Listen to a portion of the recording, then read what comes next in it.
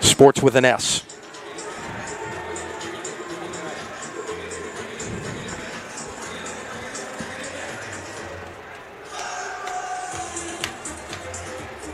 Okay, here we go.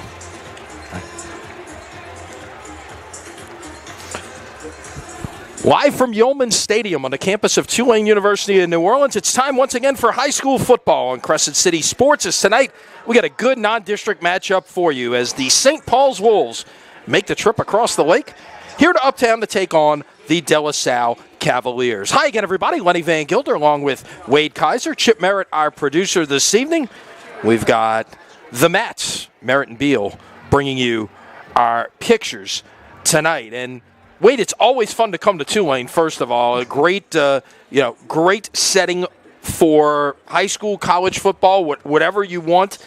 But this should be a pretty good matchup this evening against a De La Salle team who is coming off a terrific comeback win over Holy Cross against a St. Paul's team that's smarting a little bit after a loss to Brother Martin last Friday. But talking to Kenny Sears pregame, he feels like his team had a good week of practice ready to go this evening. Well, he said he had a great week of practice, but they also had a lot of learning curve last week against Brother Martin. You know, Brother Martin jumps on them real fast, and then they battle their way back into things and make it a ball game there in the end. And that's always a great learning curve for your kids. And Kenny told that to us when we were speaking to him down on the field for pregame. So great learning curve for his kids. And then, of course, De La Salle is down 22-0 at halftime to Holy Cross. They have a lightning delay. They're sitting in the locker room, and they kind of took stock of their oil in there, and they come back out and beat a good Holy Cross football team 28-22. So there's always a good learning curve in that also. And the star of the comeback, P.J. Martin, the running back, who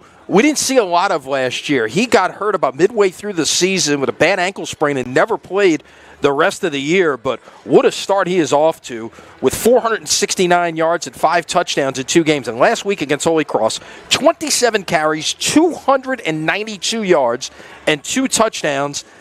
And that was good enough to earn him the Crescent City Sports and Friday Night Football and Greater New Orleans Quarterback Club Prep Player of the Week, and it was well-deserved. That was, I will tell you, that wasn't a hard choice after that performance and considering the circumstance of that comeback as well. Right, no doubt about it. He had a yeoman's effort last week, and he's talking to Graham Jarrett before the game, and I said, buddy, what's the plan? He said, feed 2. Absolutely. If I had a young man like that in my backfield, I'd be feeding him too. And he's very special. He's very talented, and he's going to have a great career going forward after his De La Salle playing days. This is St. Paul's team that beat West Jeff handily week 1, and like we mentioned, lost to Brother Martin week 2. And yeah, they're going to be a little more balanced out there. And one of the things that Kenny Sears talks about is he needs to control the football this evening and really, make time of possession. Maybe that is the key stat of this game, is controlling the clock. And obviously, you want to be able to take advantage as well. But at the same time, if you have the football, that means number 2 in maroon does not have the football either. Well, that's correct. And a lot's going to fall on the shoulders of his starting quarterback, Danny Rushar, 6 foot, 150-pound senior, who comes in 18 of 31 with 248 yards, 1 touchdown, 1 interception on the evening. He's going to have to control that tempo of that offense. So, I know Kenny, and what he likes to do offensively is run the balanced offense where he's going to be, somewhere around 60-40, something like that. Run versus pass out of his I formation. You'll see a little wing T stuff, but he's still going to throw the boots and the play action pass, and that's going to fall on Danny Rushar. And they'll use a couple of different running backs as well. Jacob Davies, Tristan Davenport. The fullback, Joshua Yancey, they try to throw it to him a little bit at times. So, that's it, getting those guys involved. One of the interesting things about this matchup, we'll get into it further, is 2 schools have a great common bond in that they're LaSallian schools, right. Founded by the Christian brothers and operated for many years by the Christian brothers. And But yet they haven't played since 2004, which, well, just the way it works out, I guess, sometimes when you're putting schedules together. And, of course, De La Salle has been in lower classifications. They're actually moving up to Class 4A this year. We'll still be in Division II in terms of playoff bracket, but they're playing in a Class 4A district. Well, what this does for both teams also gives them a big atmosphere to play in, a big-time atmosphere in a beautiful stadium here on Tulane's campus. That's going to raise the elevation of the kids' excitement. And then the next thing that it does is two LaSallian schools playing against each other all week long. I'm sure both schools have talked about the ties between each one of them, and it raises the expectation of you got to raise your game just a little bit more tonight. Here come the Cavaliers, got the smoke as well running through the banner. Everybody likes that smoke, man. Yep, absolutely. Got it. Look, create an atmosphere. It's look, all right. You're in a college stadium. You know, create a big time atmosphere here this evening. Well, those kids love it, and that's what's important. It's about their experience also, not just winning and playing football games, and it's about also the atmosphere and taking part in all those things that go on every Friday night. Yeah, a little bit different experience levels on the two sidelines this evening. Kenny Sears in his 24th year as head coach at St. Paul's. Graham Jarrett was probably just graduating from De La Salle and heading to Nichols by the time Kenny Sears started his career as a head coach across the lake. And Graham's had a number of opportunities as an assistant, got a chance to go back to his alma mater to be a head coach. As before we get the coin toss, we are going to pause for our invocation to be followed by our national anthem. Let us remember that we're in the presence of God. In the name of the Father, and the Son, and the Holy Spirit.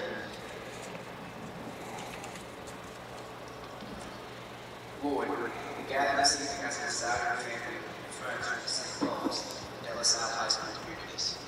We pray in thanksgiving for the life and ministry of St. John Baptist De La Salle, whose work for over 350 years have thrived throughout the world and for many years to come.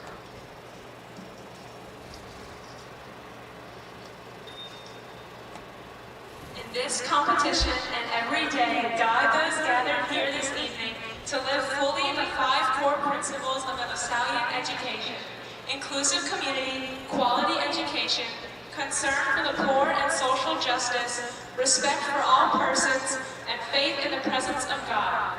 We pray for the safety of these athletes and coaches, protect them from injury and harm, and finally we pray for your grace that you would provide us with the endurance to pursue our LaSallian mission. Mary, Mother and Queen of the Christian schools, pray for us. Saint Joseph, our patron, Saint John Baptist De La Salle, and live Jesus in our hearts forever. Please remain standing and remove your hats for the national anthem, which will now be performed by De La Salle senior Kylie Savio. Oh, say, can you see by the dawn's early light, oh, so proudly we hailed at the twilight's last gleaming, whose broad stripes and bright stars through the perilous fight, o'er the ramparts we watched, were so gallantly streaming, and the rockets rang aloud, the bomb bursting, gave proof through the night that our flag was still there. Oh, sailors that star-spangled banner wave, though the land of freedom switch off of the flag to the four captains for them, and then you can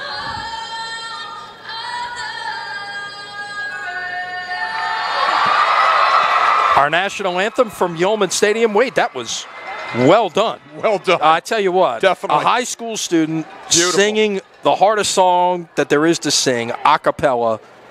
Right. That's strong right there. That's strong. And that Kudos to that young lady. That was very well done. All right, get set for a coin toss at the middle of the field as the captains will head to the angry wave in the center of the field. I like, by the way, that Troy Dannon has brought back the angry wave. And after a bunch of years of a T, now we've got that angry wave out there. And, you know, it makes for some great looks out there, no question about it. Great looks, and it brings back a lot of memories. No doubt. From the old Tulane days. Oh, Absolutely. no doubt. No doubt about it. Number 2, Patrick Martin. All right, so You know, you talk about Graham Jarrett. We were speaking about it just before the anthem. You know, Graham, I had a fortune of having Graham on 2 of my staffs. Great offensive line coach, played offensive line at De La Salle, played down at Nichols. And you're right, when he was about going to Nichols State was when Kenny Sears got the head coaching job at St. Paul's. He was on Harry Nunez's staff. right. So there's this is Kenny's 33rd year at St. Paul's. His 24th as a head coach, a 164 career wins. Right. So, you know, Kenny was on that staff. I was coaching at St. Charles Catholic back in those days, and Harry Nunez was the head coach at St. Paul's. Harry Nunez coached me in high school when I was at Jesuit. So the ties run deep, and it's amazing to see. St. Paul's has won the toss, Wade. Right. They are deferring, so De La Salle is going to get the football moving left to right as we view it to start things this evening. So we'll get an early look at P.J. Martin. And Kenny Sears looking to put the trust in his defense out there and try to get that early stop and get the football back. So well, that does a lot for your you know you're going to have to stop 2 tonight. That's No P.J. Martin, right? No so doubt. if you can get that 3 and out right off the back, that's going to do wonders for your defense, for setting tempo for your defense, also the mental attitude. But the big guy that they're going to get a first look at is that huge offensive line from De La Salle that has done a great job all year long. And it's led by Caden Jones. It's everybody's everything around the country. 6'8", 310-pound offensive guard. You'll see him on your screen. He will stick out. Oh, no doubt. With that 6'8", you'll see him stand out above the others. No doubt. No doubt about it. Back deep to receive the opening kickoff, number 1, Derek Irvin. And number 12, Jeremiah Wills.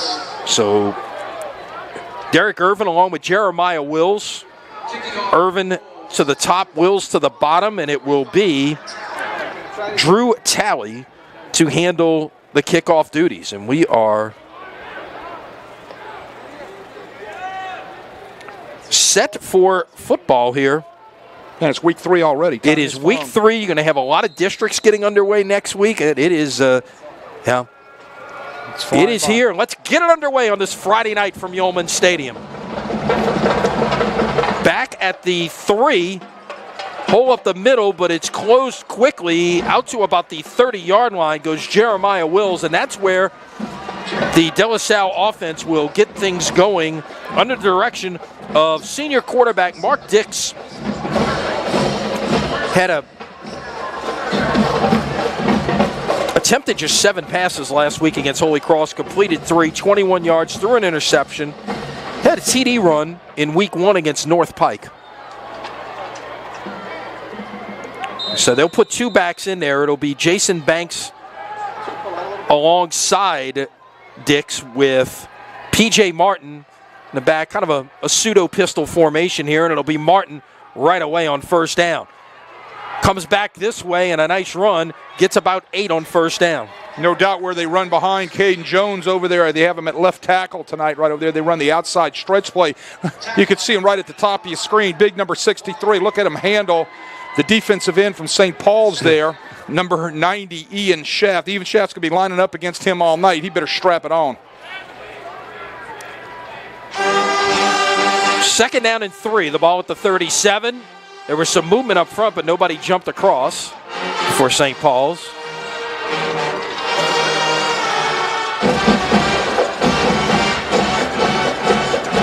Play clock under 5, as you see.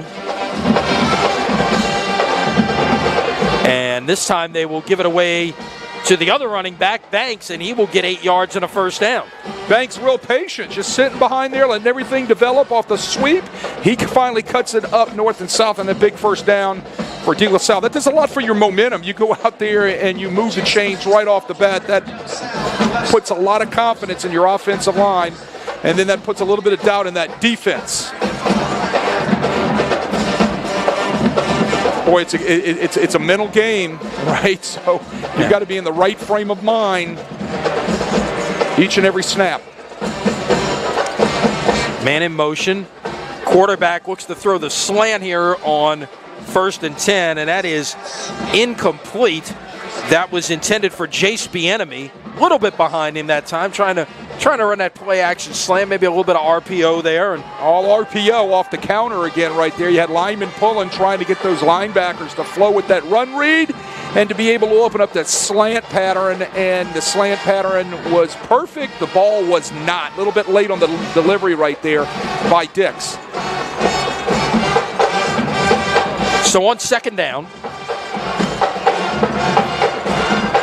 the mesh got blown up completely. They tried to give it away to Martin, and there were a host of St. Paul's Wolves there, led by Connor Lacoste, the junior defensive back who's got 15 tackles on the year, and a big tackle for loss there, a loss of 3. St. Paul's rolls it right there, and they're 3-4 front now. They try to bring a little blitz, and that pops through Connor Lacoste, the safety, from his safety position, in a little run blitz right there, and he sticks it right in the backfield, no place to go. So the line to make is the St. Paul's 45. The ball sits at the De La Salle 42. You can see those high school hash marks a little bit better on the far side of the field. They're a little bit faded on the near side as we look at it right now. The darker ones are the college hashes. Stepping up to throw, Dix in and out of the hands of Lacoste right there. Nearly had the pick and could have been going the other way, but it will go as an incompletion, and St. Paul's gets the stop on the first series. Should have gone the other way. Connor Lacoste had it right in his hands, throwing into the coverage. Dix just tries to force it in there, and look, there's one thing you can't do. If it's not there, don't force it. Bad things happen, and that's what almost happened for the De La Salle Cavaliers. Dix trying to force it in there. Lacoste should have came up with that interception. He might still be running. The punter is Connor Matthew.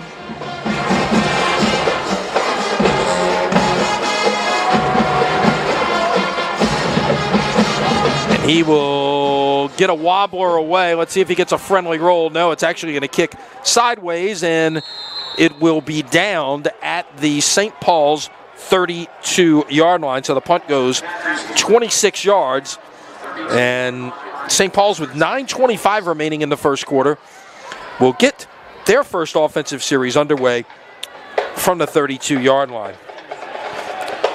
Well, you're going to see a lot of different things out of the St. Paul offense. You'll see some shotgun stuff, a little RPO. You'll see some I, some wing T. You're going to see a kind of a whole gamut of offensive things that they like to do, all led by Danny Rushar, senior quarterback. Rushar will throw on 1st down. Pass caught far side and out of bounds at the 39-yard line. That is Jeb Reyna. Reyna runs a nice route, little comeback route. You'll see him at the top of your screen up there. He's just out of your picture. Watch this. He's going to come back downhill to that ball, get around quickly north and south for a nice pickup for St. Paul's. So a gain of 7, 2nd down 3. Ball at the 39-yard line.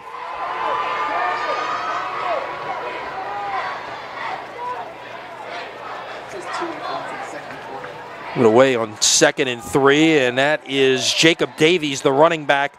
Gets about a yard. It's going to leave 3rd down and 2. Michael Thomas, whose name I got a feeling we will call a bunch this evening. Let me say this. You want to learn how to play textbook 4-3 defense, watch Michael Thomas. Watch the down block right here at the edge of your picture. 7 squeezes it. Here comes 3 right off the edge to fill it, tackle by Michael Thomas. Perfect textbook. If you're teaching on film, that's the way you're going to teach young linebackers to fit off the edge.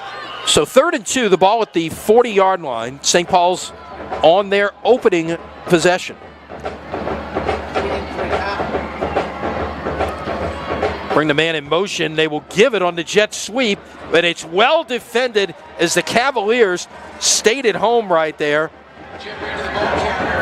Looks like that was Montez Randu at the big interception against Holy Cross, the sophomore cornerback. Montez botched that up for no gain. Right.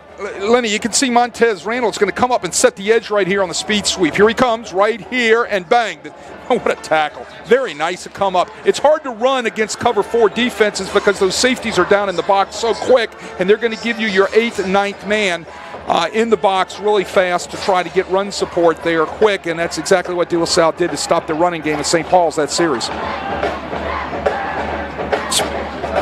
Punt will check up at about the 27-yard line. That is Bryce DePino, the senior, handling the punting duties. So De La Salle begins its second possession of the night. 7:51 remaining from the 27-yard line. Gives us a chance to remind you that tonight's coverage on Crescent City Sports is brought to you by Ochsner Sports Medicine Institute. Get the same sports medicine care the pros receive with minimally invasive treatments and quicker recovery times. Visit ochsner.org/sportsmed to learn more or schedule an appointment near you.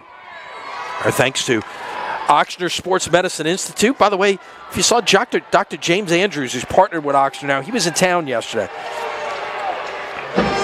Talk about a celebrity in that field. I mean, he is the he's the Tom Brady of that field. Well, he is, and he set the standard for elbow surgeries, shoulder surgeries. He's the best there is, and he's teaching the next stage of the best there is. Look at the run right there. Look at the shoulder level of P.J. Martin as he gets that thing down and drives for that extra yardage to move the chains for a first down. At the 41. Give it away, Martin. Room to run, past midfield, trying to get to the perimeter. Makes a man miss, still on his feet.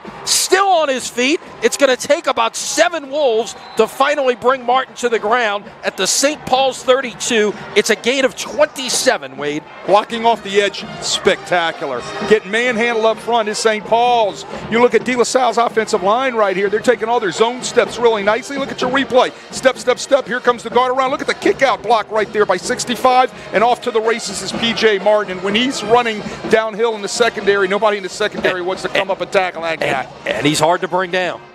At the 32 of St. Paul's. Martin gets a blow.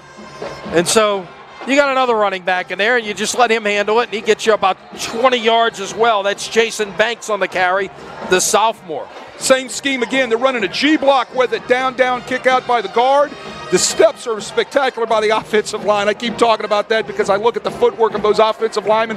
And you people out there that love offensive line play, watch this De La Salle offensive line tonight. These guys are really good. They get the kick out on the edge blocker or the edge defender right there. They run the G scheme off tackle for a huge pickup again.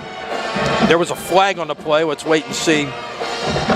It's a personal foul against St. Paul's, so they're going to tack it on to the end, and it's going to put them inside the 5-yard line. Now, one thing to keep in mind here at Yeoman Stadium, this TV booth is on the opposite side of the press box. A little bit like on a lesser scale of what we deal with at Tad Gormley at times, so the officials are going to make their signals to the opposite side.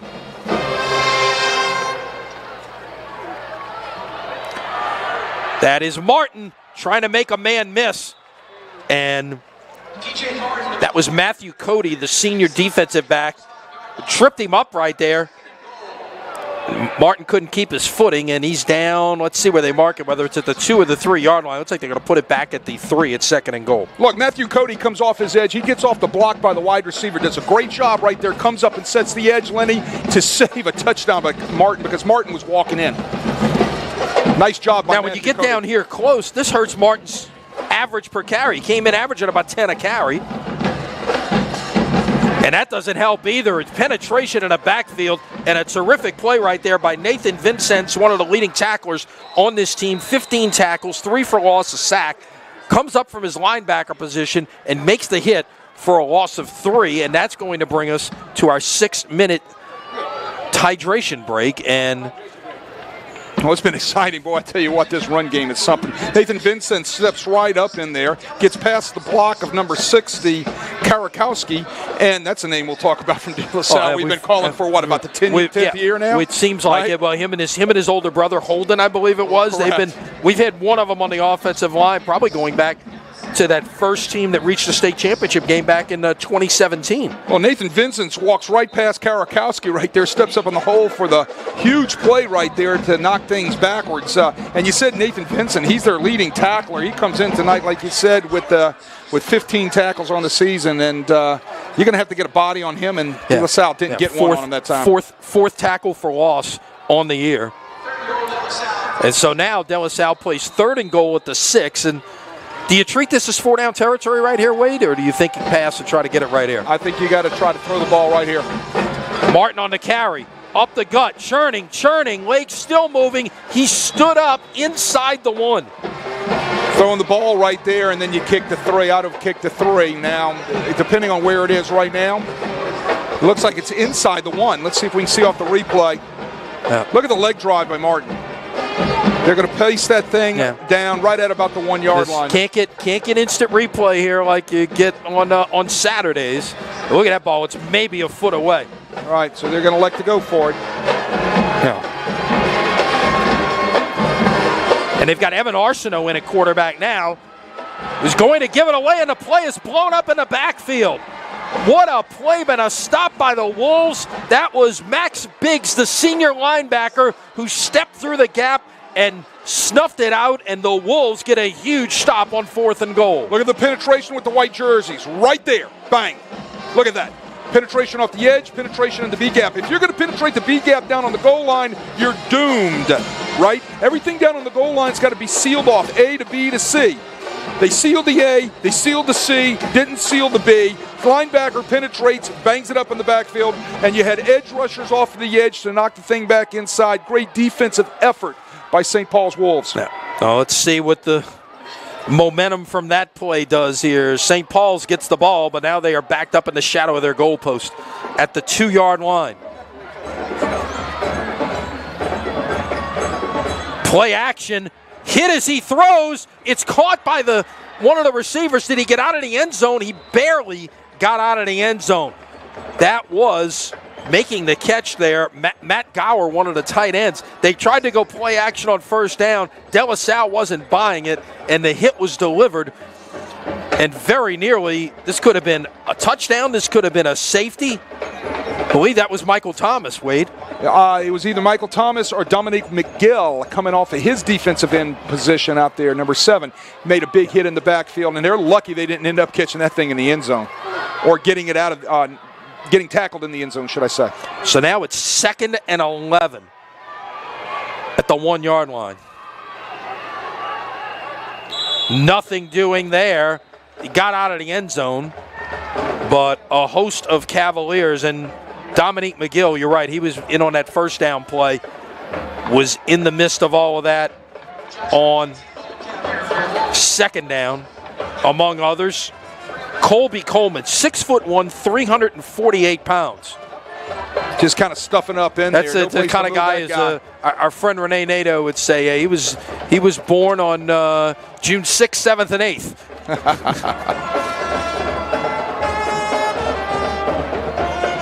So now it's 3rd down and 10. Got to get to the 12. Play action. This time they're going to roll the quarterback. Got a man wide open. Caught. 30, 40, out to midfield. What a big play to get out of the shadow of your goalpost there as Jake Walker, the sophomore, makes the catch. It's going to go as a gain of 50. Rashard Rudden's boot action. He gets out onto the edge. There's no contain out there. That's what happens when you're looking in the backfield off the play action pass. You're going to get slipped by right there, and you see the corner route. Nice route. Defensive back falls down looking in the backfield. Huge route. St. Paul's is out over midfield, and that's the way to get out of your end zone. Just like that. That's the way to flip field position. Can't look in the backfield on that play action down there on the goal line. Inside 3.5 minutes to play in the first quarter. Give it away on 1st down. Best run of the night thus far for Jacob Davies, gets about 5. It's a hard 5 right there. A lot of maroon jerseys penetrating right there, coming up off of the edge and setting that edge and doing a good job was number 11, Kedrick Richardson, doing a spectacular job from his linebacker position. Richardson is just a junior. It feels like we've been calling his name for about 5 years. He's another one. He's getting some looks out there. You mentioned Jones, so is Richardson, among those being highly recruited off of this De La Salle team. Flags before this one can get underway, and stepping into the neutral zone there, that was... It's number 96, and he is not on the roster. I've been searching and looking and trying to see. Might have had a jersey issue. Yeah, or a jersey possibly, number. So we'll have to find out. We'll find out who number 96 is for you folks, and because he is not on our rosters. Well, it was 2nd and 5, so that makes it a first down. The ball now at the De La Salle 38-yard line. Remember, this drive started just a couple of moments ago back at the 2. Different look from St. Paul's. Yeah, right there. Full house backfield out of the shotgun, right? Yeah, out of the shotgun.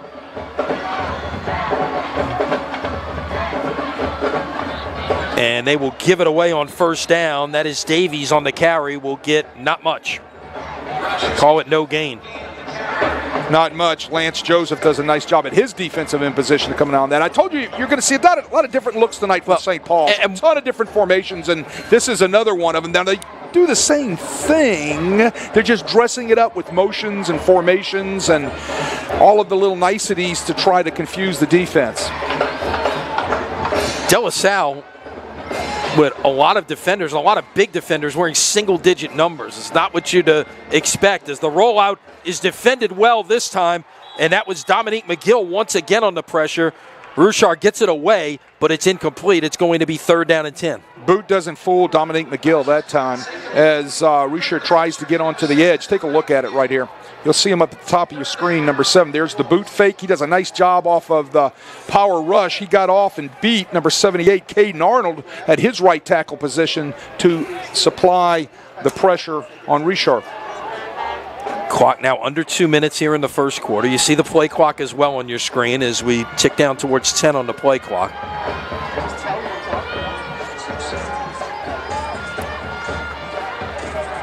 Pass down the seam, caught. 20, 15, down inside the 15 at the 14-yard line. That was the running back, Jacob Davies. Look, he becomes the number 2 receiver right there. That safety is supposed to have his eyes on him, right? He comes out of the backfield. Right there. You see him wheel out of the backfield, down the boundary right there. I'm sorry, he's the number 3 receiver. That linebacker needed to carry him right to the safety. Nobody carried him. He's wide open in the seam. Nice little scheme right there by St. Paul's. At the 14, toss sweep. Thought for a minute he might stop and pass, but instead Davies tucks it and runs for a couple. Well, they're setting it up. I'm sure that's in You the think there's playbook. one coming? There's one coming, right? There's always one coming. Look at the little toss sweep right here. I mean, what every coach calls a play. There's something for the next play. Maybe not the next play, but it may be something later in the game. Correct. And the guy that was the master of that, of course, was our coach here in New Orleans for a ton of years, right? There was a purpose to everything he did that was to set up something down the line. So at the 12, check with the sidelines.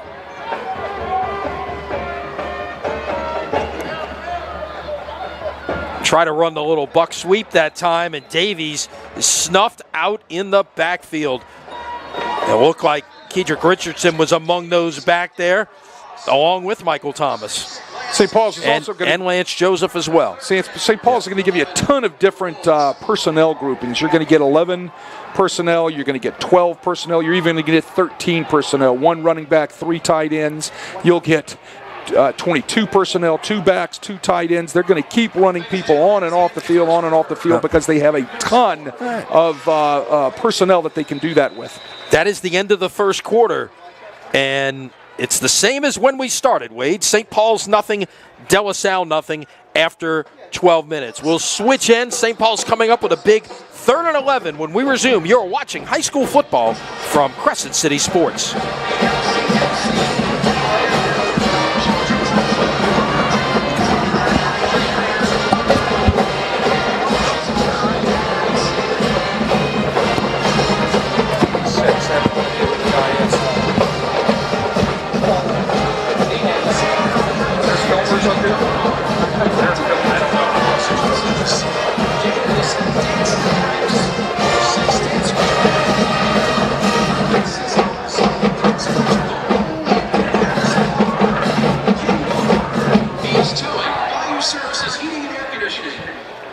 Extraordinary flooring, crafty new systems. The to home improvement. Bayou Bistro and Catering. GM Photography and Graphics. Cafe Latte Now.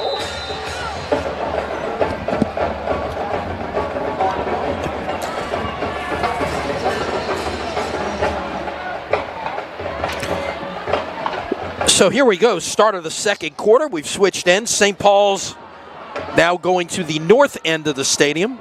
It's a couple of tight ends, couple of wings. Everybody in tight here on this 3rd and 11. Now they'll motion a man out. Low snap, and he handles it. Pressure coming and nowhere to go. And the sack comes in by, let's see if we find out who it is here. I think it was number 96. We don't know his name yet. The De La Salle PA announcer did not announce a number just now, so that tells you that maybe. Well, the pressure was put on by number 11, Kedrick Richardson, right there, and Kendrick just nobody touches him. He just blows right through the B gap, and he puts the pressure, and then number 96 cleans it up, and nobody knows who 96 is. He's our mystery guy. There you go. So on 4th down and 18. Tally is going to try 39-yard field goal. He's 10 for 10 on extra points this year, so pretty accurate kicker, but this is a little bit different situation when you're trying from this far. Does he have the leg in the distance? No. Had the leg, but it was just wide left. So De La Salle, after St. Paul's drives 80-plus yards down the field from there, too, got inside the 15-yard line. The Cavaliers stiffened, forced a field goal attempt, and it was no good, and so De La Salle will take over. High school federation rules, of course, it's at the 20-yard line, not the spot of the kick like you would see in college or the line of scrimmage in college, the spot of the kick in the pros. No matter what, it's at the 20-yard line in high school. Well, I don't think De La Salle is going to change their MO here. They're going to make sure they get the ball in the hands of number 2 somehow, some way, you know. St. Paul's has got to bring people down in the box to stop it. Play action on 1st down, and who came away with it?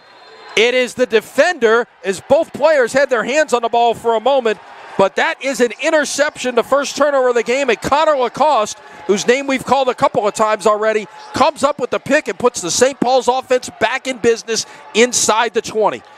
The play there was by the defensive end coming off the edge right there, number 9, who got his hands into the passing lane, Jacob Johnson, of the quarterback, Dix, to be able to kind of,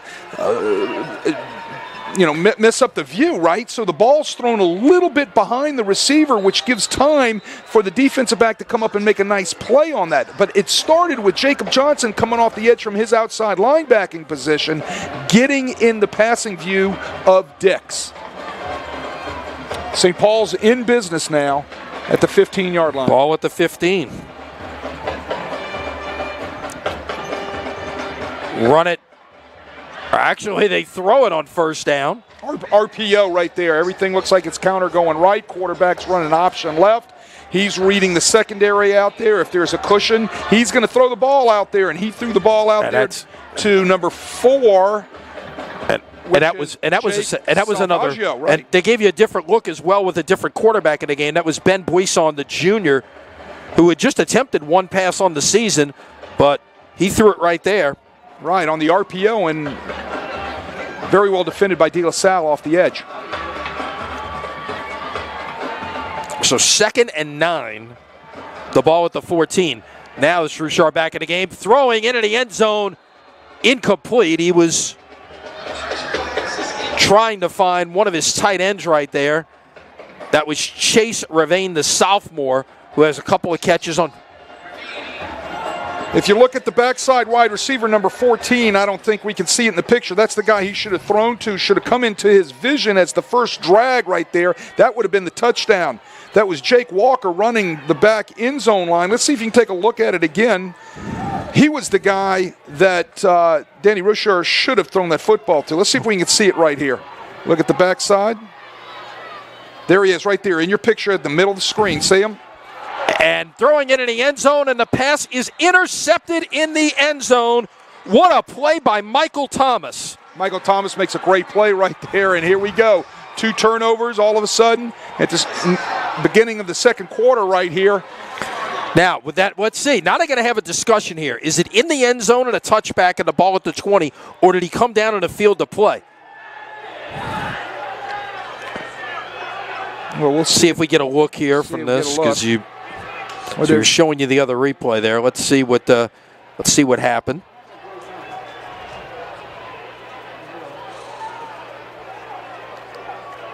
And great play. Looks like he falls back into the end zone, but look, they're putting the ball down at the 1 yard line, Wade. Oh, my goodness. The question is, did the ball break at the goal line before he caught the ball on the interception? He's in the field of play when he catches it, but it looks like he fell back. Well, then if he catches it in the field of play, that's where the ball should be spotted. Yeah. Is that forward progress at that point? I don't know. No, it's where it's caught. Yeah. It's where it's caught, so they're and you fall back. Yeah, okay. Right. So it's inside the 1. Now, if there's the NFL, it'll be a little bit different. Here's Martin trying to get to the perimeter, makes a man miss, makes another man miss, and is finally dragged down at the 23-yard line. You got in the back of your mind there, Wade, when you got De La Salle at the 1 yard line, you're thinking, could PJ go 99 here? Yes, he can. Got 22 of it. Look at the block at the point of attack. Everything's washed down. Everything's kicked out. All right. Here's the deal. You can't arm tackle this guy, Matthew Cody, number 22. You're reaching out to just try to grab the guy. You got to put some pads on this dude and hit him. Right there, 22 just reaches out and gets ran over. So from the 23, give it to Martin. Stays on his feet out to the 30. Tell you what, up front, they can dominate this thing if they just stay downhill and stay with the plan, right? The plan is 2. There's a kick out. Look at the seam right there. Again, they're going to run behind Caden Jones, 6'8", 310-pound left tackle, who's on everybody's recruiting, committed to LSU already, but I'm sure his recruiting is not over.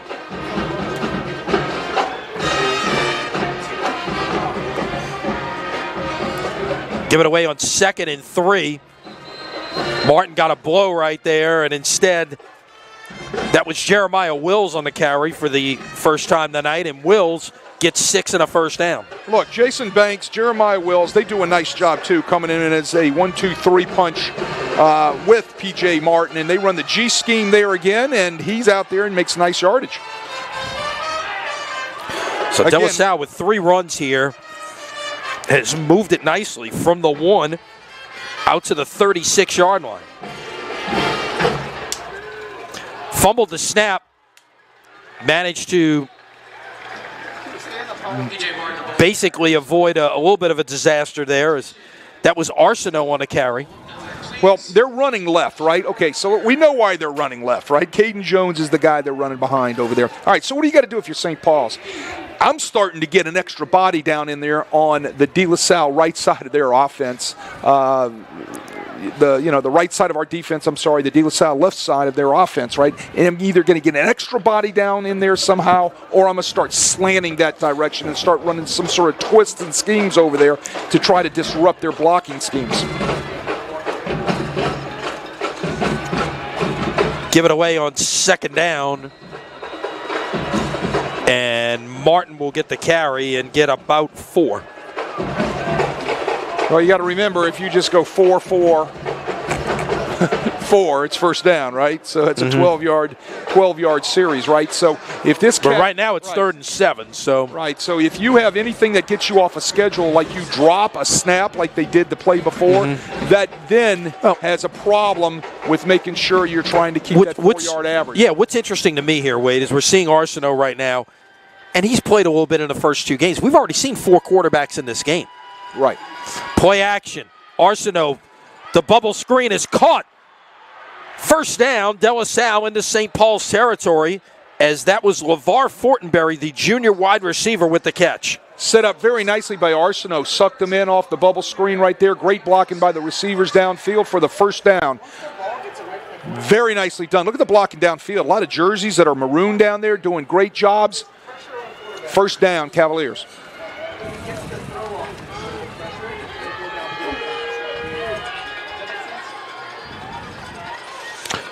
So put it at the St. Paul's 48. man in motion and a whistle before this one can get going. Illegal procedure against Let's the see. Cavaliers. Yep. So now behind the sticks once again are the Cavaliers. This is what I was talking about getting you off schedule, right? You know, so you're on schedule first down. You're off schedule now, going into second down and so on and so forth. You don't. Well, this is P.J. Martin can get you back on schedule in a hurry, and he'll take it here on 1st and 15. Not much doing. Is some great pressure off the edge that time from the defensive end, Brennan Shaffett. 6 foot, 185-pound senior has 10 tackles on the year. Brennan Shaffett, they moved him to the wide side of the field that time. De La Salle running to their offensive left again. They bring him from the backside down the line of scrimmage, and he makes a great play in the backfield. Watch 92 coming off the top edge right there off the down block. Nice job, 92. Brennan Shaffett makes a nice play. You know, what's interesting to me is we've seen Martin pop some runs here, but he's got he's got 4 runs for negative yards out of his 12 carries thus far. And before this play can get underway, Wade, we'll take a hydration break with 6 minutes remaining. Here in the first half, we may need a hydration break as well, as this game remains scoreless. Tonight's coverage on Crescent City Sports brought to you by the Lamarck Motor Company in Kenner. Lamarck Lincoln is the only Lincoln Black Label dealership in the market. It's more than ownership, it's membership. And like Ronnie says, must be a reason. Must be a reason. Between the hours of 4 and 7. For more information, visit our Well, you're right. And, PJ can get you back on track real fast, right? But as an offensive coordinator, you don't want to have to depend on that big pop. You want to stay on that 3 first down schedule, right? Right. Those are the things you want to be able to do if you can control things with your offensive line. Mix in your nice play action passes there. Control the tempo of the game. Keep their offense off the field. Those are all the things that you write down in your book on how you want to do it. By the way, coming up at halftime, we got a great visit with De La Salle President Paul Kelly. Had a chance to chat with him earlier this week. As on 2nd and 16, they'll get about 3 back with Jeremiah Wills on the carry check, and it's going to be a gain of 2. They'll put it back at the 48-yard line. It'll be 3rd and long here for the Cavaliers. Well, they don't like the 3rd and longs, right? Okay, so what do you think here? You know, you got to come up with something about getting the ball in hand to number 2 or your next best receiver from the standpoint of picking up a chunk of yardage here. Man in motion. Quarterback fumbles the snap. He's got nowhere to go. He's just going to have to go down back at the 40-yard line.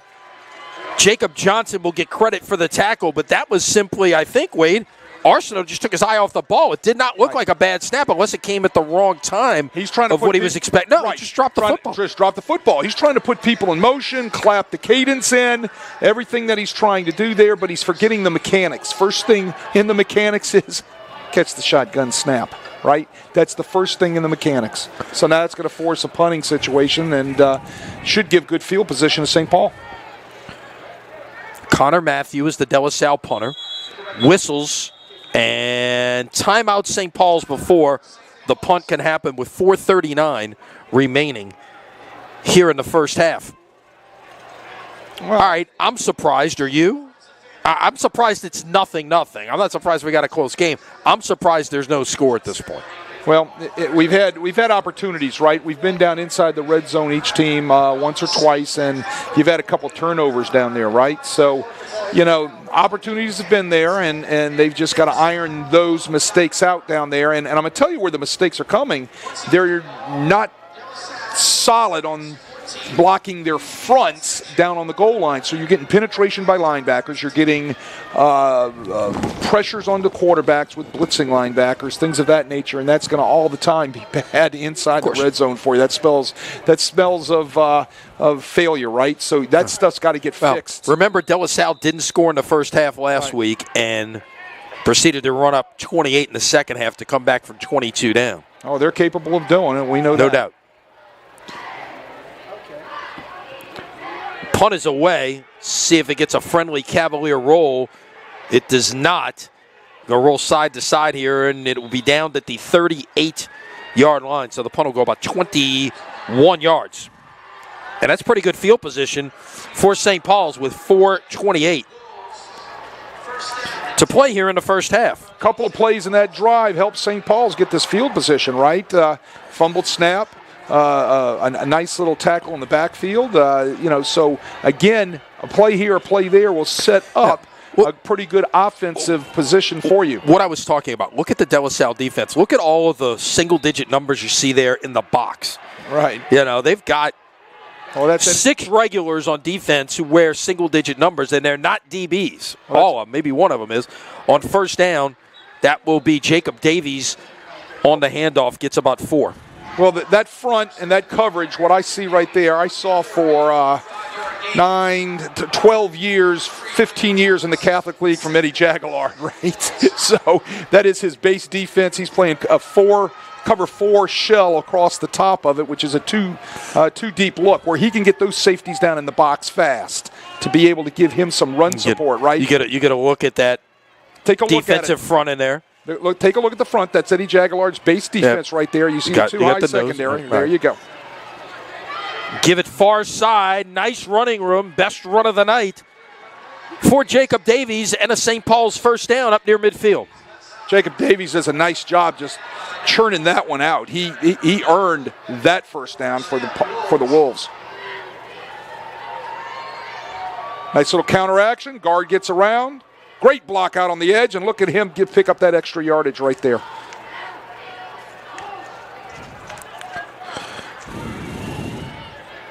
Different formations again. 3 tight ends for St. Paul in the game now. First down and 10, yards short of midfield. Not much running room as they tried the right side this time with Davies, and he is stuffed out. That was Kedrick Richardson in the middle of that, along with Dominique McGill pursuing as well. Again, Kedrick Richardson gets his fit right off the edge of the defensive end. Too many guys down in the box, too fast for St. Paul's to be able to block and handle. They're bringing down one more than they can block, right? So when you're bringing down one more, that's the guy that's going to make the tackle, right? Or one of the guys is going to make a tackle because there's just too many maroon jerseys there. You got to loosen them up with the play-action pass. Yep. And they've had some success with that. But, but look, at the same time, like I said, in our pregame conversation with Kenny Sears, he felt like, hey, we need to be able to take some time off the clock here. And you do that by running the football. Oh, it's a little wheel route. It started out to look like that way. I thought that's where the running back, Davies, was going. Instead, he was a blocker, and it was a tight end screen to Gower. And De La Salle defended it tremendously well here, Wade, for a loss of 1. A little slow to set it up, but I like the play action in the backfield. But right there, they couldn't fool Derek Irvin, also out there at his corner position, coming up right there. And also a great tackle by... That was Drew Poche. 12 tackles on the season from his linebacker spot, just a sophomore. This is a De La Salle team that has a lot of youth on defense. A lot of these guys are going to be back next year, the year after that. So 3rd down and 12. Bouchard's got nowhere to go, nearly threw it away and into the hands of Poche, but an outstanding play by Lance Joseph to apply the pressure. 6-on-6 right there. Right. And Joseph coming quickly. Just couldn't get around the edge of Joseph. Joseph's too cat-like quick out there. He wasn't fooled by the bootleg play-action look, and he pulls him down almost a horse collar. Here's a good look at it right there off the boot action. Look at Joseph right here. No place to go. All jersey, but that was kind of close to the top of the jersey, right? So might have got away with one there. Great play. De La Salle's going to get the ball back with 2:17 and a full slate of timeouts. Punt is away, and it will check up at the 27-yard line, so it'll be a 26-yard punt as 2:07 remains, and De La Salle with all 3 timeouts left. St. Paul's has 2 remaining. Plenty enough time here. You can run the football, you can throw it, you can pretty much play your whole play sheet in this series, right? You just got to manage your timeouts correctly. You just don't want to have sacks, and you do not want to put the ball on the ground by mishandled snaps. Back in the game is Mark Dix at quarterback for the Cavaliers. So Arsenault had the last series, or most of it anyways. This is Dix with the single setback Martin as they line up in the pistol. Martin, still on his feet, gets to about the 31-yard line, a gain of 4. So Martin in the first half, 13 carries for 85 yards. Wow. And again, keep this in mind, Wade. That is with, as they'll go with a little tempo here, but that is with like 4 plays for lost yardage there. Martin again, room to run. 40, 45, out near midfield, first down Cavaliers. Look, they're eating that G scheme up, all right? That's the play at halftime. St. Paul's defense has got to do something to affix, right? They're going to have to find a way. When they get a down kick out from the guard, they're going to have to do something to fight against that because De La Salle is wearing that out. 14 for 103 now as Martin goes over the 100-yard mark before we get to halftime. He's out, new back in, fresh legs, and room to run down the sideline as Jason Banks will get out to the 25-yard line, and they will stop it to move the change with 1:23 remaining. G scheme again. Here it is, coming into your screen. Bang, there's the block, there's the hole. We're running around loose in the secondary now. Look at that. You got to fix that somehow. We're going to have to come down St. Paul and do something to blow that G block up. Be a lot more physical at the point of attack. De La Salle will take a timeout with 1:23 remaining. Again, they came into the drive with all 3. So each team now, as you see on the bottom of your screen, 2 timeouts remaining. And I'm not surprised here that the Cavaliers are getting this done in their version of a 2-minute drill, if you will, all on the ground. Yeah, right. I remember back in my college days when my office was probably not far from where we are here, maybe a little bit lower down when there used to be an office building here. And Monk Simon. The old Monk Simons building, yep. Yeah, and working as a student. And Tulane and USL. And USL drove the length of the field, missed a field goal, but they drove the length of the field in the last 2 minutes. A 2-minute drill where all they did was run the football. Of course, they had Brian Mitchell at quarterback, too. A pretty good player. He was outstanding. They will run the jet sweep with Jace Bieniemy, get about 5. It'll be 2nd and 5 from the 20. No need to be in a hurry. That clock can work. You can still run the football. You've got your whole gamut of your play card there to be able to use. Back in the pistol on 2nd and 5. Martin is hit in the backfield for no gain, as at least he got back to the line of scrimmage. Brennan's brother, I guess that is, Ian Shaffett, also a senior, gets the stop there. Ian Shaffett does a nice job. Right there, they shut down the G scheme.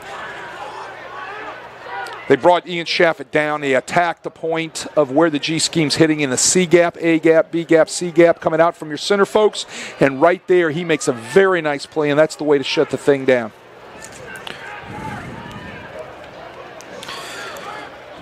So no gain on the play. Martin still at 103 yards rushing here in the first half with 53 seconds remaining. All right. Well, look, he's impressive, right? He has nice balance. He runs with a nice pad level. He has nice vision. He has quick feet. All right, all the things that you want in a running back. And he's got nice size, 5'11", 5'11", 205 pounds. Nice size kid, a lot big thighs. Play action, trying to get to the perimeter, caught, first down, still on his feet, inside the 5-yard line and brought down right at the 5. That was Jeremiah Wills on the catch. Jeremiah Wills wheels out of the backfield, coming across in motion, wide open. Nobody went with him. You'll take a look at him. You can see him at the top of your screen. Great ball delivered by Dix right there. He's wide open. That's a great route by Wills. Clock ticks towards 30 seconds left in the half. Play action. Wide open is Wills. Touchdown, De La Salle. They went, I'm not sure if that was play action right there, Wade, or RPO. just something was awry on the play. RPO. Yeah, I guess, yeah. Everything. But it didn't, there was no real mesh point. It looked out of kilter in the backfield, but the result is 6. Take another look. Look at it, RPO right there. Back went the wrong way is what happened, correct? So the quarterback had no choice but nothing else to read but was the pass part of the RPO, so he sets his feet and rips it out there to Wells, who does a nice job getting in the end zone. with 27 seconds remaining here in the first half. De La Salle goes 73 yards in a minute 40 to get the first score of the game. Point after on the way. It's a miss hit. Looked like me trying to hit a pitching wedge right there, I think, but it went straight through. That's the good news. As long as it's between the uprights and it lands on the green, it doesn't matter how well you hit that pitching wedge. Connor Butler with the point after. And it is a 7-0 game. The drive goes 7 plays, 73 yards, and again, 1 minute and 40 seconds off the clock.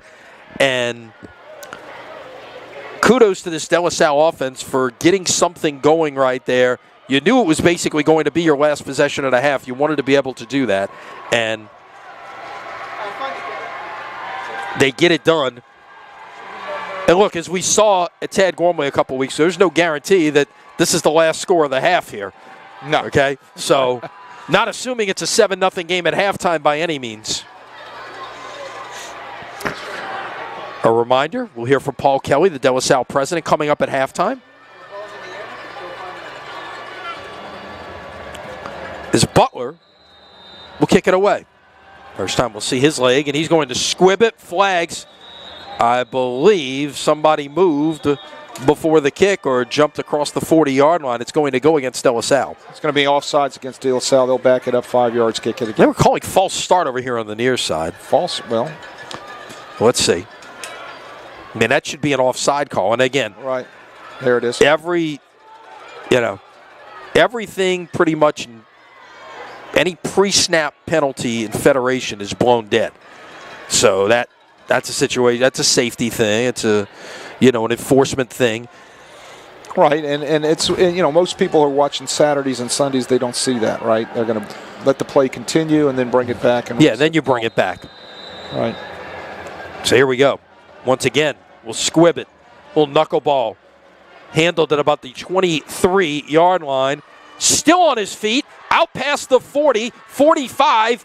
Out near midfield, and a big return right there for the tight end, whose name we've called already tonight, Chase Ravane, the sophomore, with a big play, and all of a sudden with 19 seconds, St. Paul's has the ball at the 50-yard line. They're in business with 2 timeouts, 19 seconds. They can do a lot of things with the 2 timeouts. They can get the ball over the center, throw the ball in the middle of the field. They can throw the ball to the boundary. They can even run the ball if they have a timeout. And they've got, to put it officially, by the way, at the De La Salle 49. They move it ahead of midfield.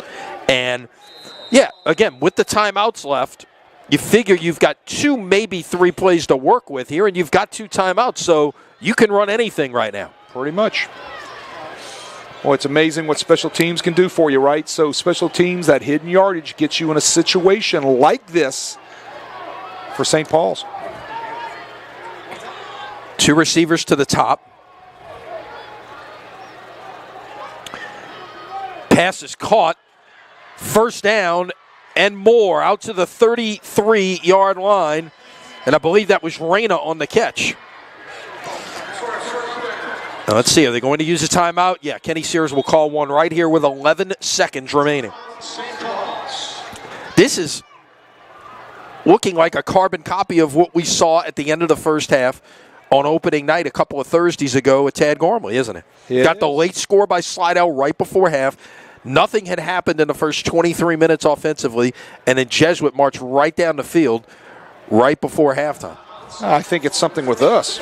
Maybe. Maybe. Right, great play right there. Great ball thrown, and they call the timeout immediately.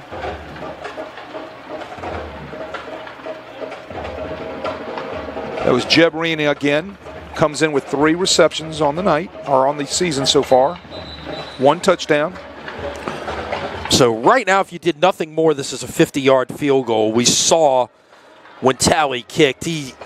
That was 39 earlier. He needs to be a little bit closer than that. Probably, you'd like to get him inside the 20 somewhere, but obviously very doable at this point.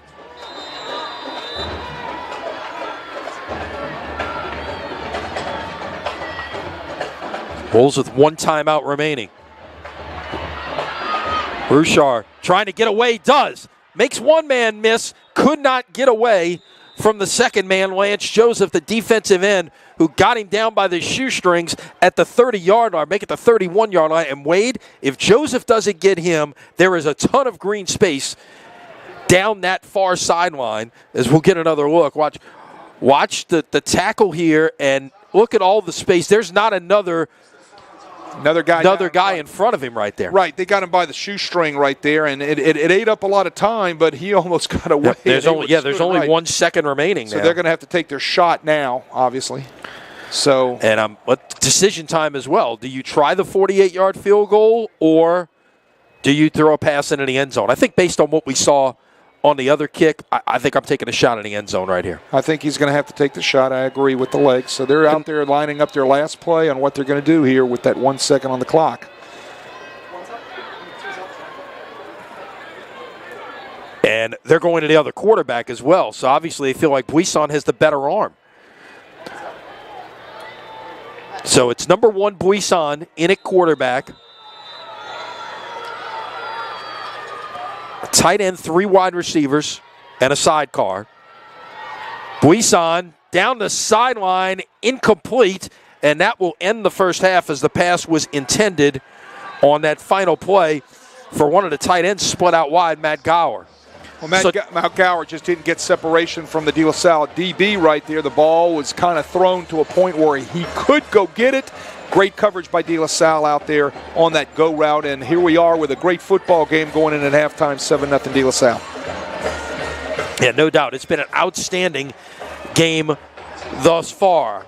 After 24 minutes, your score, De La Salle 7 and St. Paul's nothing. I mentioned earlier this week, had a chance to catch up with De La Salle President Paul Kelly, who will tell you about him. I mean, he's serving as president, also served for a decade as head boys basketball coach at De La Salle, but stepped aside from that earlier this calendar year. This will be his first season in more than a decade that he's not on the bench. So talked about a lot of things, what's going on, a lot of things with the LHSA. Let's listen to our visit with Paul Kelly. Pleased to be joined by De La Salle President Paul Kelly here at halftime. And, Paul, it's good to be back on campus here, and I'm sure you're glad to be going into an entire school year here, an entire academic year, athletic year, with things a little bit more back to normal and ideally past some of the restrictions that we've had to deal with COVID-19. Absolutely. It has really been an incredibly positive and reinvigorating change that for the first time in several years, just full enrollment, no masks, and we've had a very much a normalized start to the school year. Now, here tonight, Yeoman Stadium, De La Salle and St. Paul's, 2 Christian Brothers schools getting together. Now, I know you don't handle the football schedule per se, but just talk about the significance of 2 Christian Brothers schools. You've only got 3 high schools in the metro area, 2 of them being able to get together and compete athletically.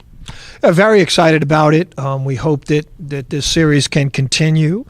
And as importantly, I mean, this is just a game against a quality opponent. Obviously a 5A school, but the fact that they are LaSallian gives it a special sort of coloring to the game. On the basketball side, we've played St. Paul's, in fact, and Rummel in past years. So we're very excited about the opportunity, very excited to be here at Tulane, and we hope that it continues. We'd love to play Rummel. I encourage all of our coaches to play as competitive a schedule as makes sense for that particular program. And certainly on the football, basketball, baseball, wrestling, girls basketball sides, we've had real success in those programs, and we want them to be as competitive as possible and play the best competition they can. To that end, your school made a decision for this year and next year to play up to Class 4A. Talk about what went into that process and how you feel as now the school year has started with that decision. Sure. I think most importantly, the way that the select school playoff brackets have fallen, 3A schools like ourselves have to compete against 4A schools in the playoffs. So if we're going to have to beat the best in 4A to win at the playoff level and at the championship level, it just made sense to us in consideration of the dearth of 3A schools in the New Orleans area, for us to move up to 4A. So it was not a complicated decision for us. Though sometimes I make unilateral decisions, I do often ask for feedback, and we asked every head coach to provide an opinion on their thoughts regarding moving to 4A, and every single head coach at De La Salle wanted the move up to 4A. So in those regards, it was a simple decision. We're glad that we made it. And again, we're going to have to go through 4A competition in our playoff bracket anyway. So we're excited about the challenge. Now, last week, the LHSAA finished the appeals of schools who were placed in select this summer and maybe felt like they needed to stay non-select, and we finally have a look at what brackets will look like for this year. Your thoughts on really the select, non-select numbers being equaled out and how the brackets are playing out for this academic year? Yeah, we're very excited about it. I'm personally very excited about it. One of the challenges previously with the split, though I know it was extreme at the Division I level, there were just so few schools that would fit into a playoff bracket. And for instance, in past years, and I'll just talk about the basketball side, which was obviously what I was most familiar with, you just had some usual suspects. It was for a long stretches there, if not for all 6 years or 7 years, it was De La Salle, U High, and St. Thomas More. Now, Hannon obviously won the state championship in basketball last year, but we've always felt like the more schools within the playoff bracket, the better. So the short answer is I'm excited about what recently came out. We're happy that there are more teams in that particular bracket. It's going to be more competitive, and this is really what our student athletes want. They want to play against the best competition. So we see it as a tremendous positive. You mentioned basketball when you made the decision at the end of last year to give up coaching, and obviously you've got a lot of irons in the fire on the administrative side that kind of divided your time a little bit. Take us through the process of making that decision and how you sit now knowing you're not getting ready for a basketball season this winter. Well, my wife is still jumping up and down in absolute joy. This has been a long time coming. My youngest son graduated. He played basketball here for me, De La Salle graduate class of 2020. And I was actually in many ways planning to step aside after that year. Then we got hit with the challenges of COVID. We weren't sure when we came back to school to start the 2020-21 school year if we would actually even have a season. So I ended up taking it for the next 2 years. I've been incredibly blessed in my 10 years here at De La Salle as head basketball coach. I've had the same exact coaching staff, and that's incredibly rare. I think it's a testament to our program, a testament to those two men. That's Chris Perrone, who is now the head basketball coach here at De La Salle, and Brian Cole, who's been at De La Salle longer than I have now as a teacher and coach. So we had tremendous consistency in the program. There is absolutely no hesitation in the fact that I could turn over the program, which we feel like is an elite level program at this point. Our records and accomplishments speak for themselves, but it was more than time. We have always challenges on the administrative side of the school, and I'm thrilled to have made the decision and very much looking forward to our basketball program as it moves forward under different guidance. Now, we talked a little bit about playing up to 4A this year and the decision that went into that. I have to ask you, because these topics come up, we're still a year away from another set of reconfiguration in terms of the LHSA is concerned. Would you consider the possibility at some point down the road of choosing to go all the way up and re-entering the Catholic League, something that was a part of De La Salle's history back in the earlier days? Sure. The short answer is no, but you never say never. Some of our challenges in terms of moving up to 5A, while I think it could really benefit some sports, and again, sometimes on the boys basketball side, I actually thought that the Division II bracket was, depending on the year, more challenging than the Division I bracket. But we have there's a lot of factors that we have to balance. The girls' athletic side is one very important factor in all of this. And just to use an example, we don't want to put our players at a competitive disadvantage. So in tonight's ball game, while we fully expect to put our best foot forward and win the ball game tonight against St. Paul's, God willing, we have 320 boys in the school. They've got over 900. So while in many of our sports we can put a competitive 5 on the court, a competitive 9 on the softball field, a competitive 22 on the football field on both sides, our numbers do dwindle quickly thereafter. So those are factors that we've got to take into consideration as well. This was really a pressing question when I first returned to De La Salle, 11 years ago as boys basketball coach, and as alums would ask me, as an alumnus of De La Salle, they would often ask, are we going back to the Catholic League? And my answer then, this is the 2012 school year when I knew we would not be overly competitive in basketball, was that no, we were not going to go back to the Catholic League, but just give us a few years and we'll be competitive with the Catholic League and we'll play any of those schools and hopefully be successful in those contests. And I'm very, very proud to say that that's indeed what happened. By 2014-15, sports such as wrestling, such as baseball, boys basketball, football. We had really turned around our athletics program and made it a program that every alum could be proud of, regardless of what classification or what league we were in. Couple more questions here. You talk about enrollment, and we're into admission season. Obviously, it's football season for sports fans, but it's admission seasons for administrators on high school campuses all over the area. Just really getting rolling with that with spend-a-days and obviously open houses. How you feel about the process and where you feel like you are in terms of what you've been able to build up here the last few years.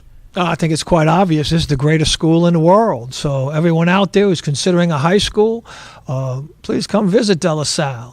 We always offer private tours. Our open house is November 1st. But we think the best opportunity for prospective students to spend a day with one of our students, get a real feel for the school day. And again, we offer private tours. Our director of admissions, Chris Perrone, and myself, we offer those tours.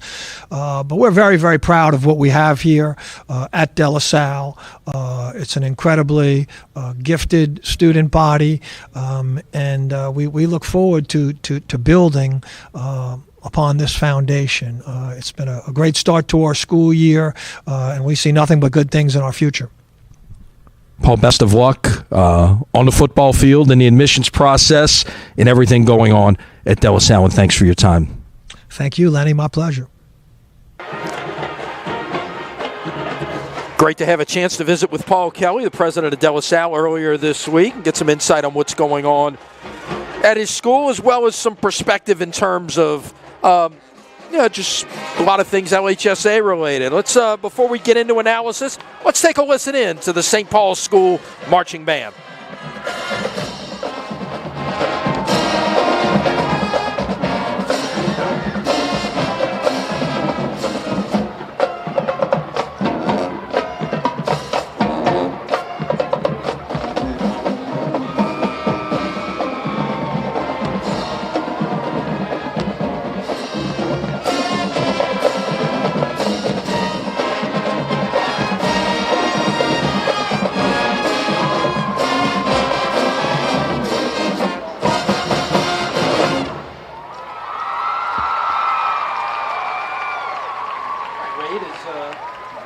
The Wolves band gets ready to finish up here. Let's before we get into some stats here, let's take a look at some of the scores. Some interesting games last night. A very entertaining game over across the river at Hoss Memphis, Booker T. Washington defeated John Ehret 48-42. A couple other interesting finals, and we'll get to the Y in a minute. St. Martin's over Joe Yenny defeated Riverdale 35-20. Right. And then Abramson was a winner in triple overtime last night.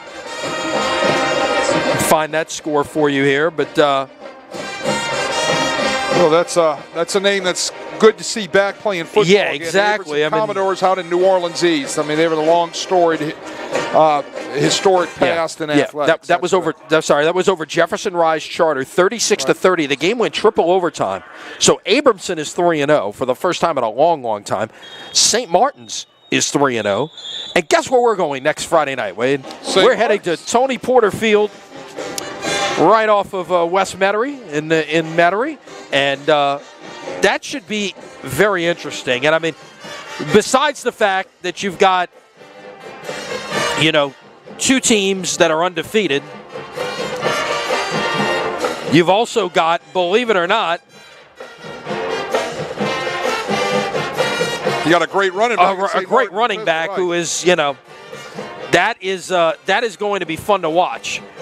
And all right, it's also great to get out there and to highlight and see a couple of the smaller schools in the city area that play great football. That's Frank Shinduso over at St. Martin. Right. And one thing that we try to do is we try to get to a lot of places, okay? Right, exactly. And, some different places and cover different teams.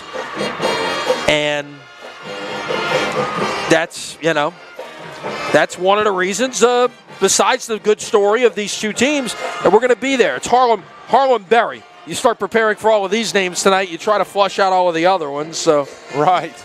And he's top 20 consensus in the class of 2025 right now. He is just a sophomore, putting up some big numbers.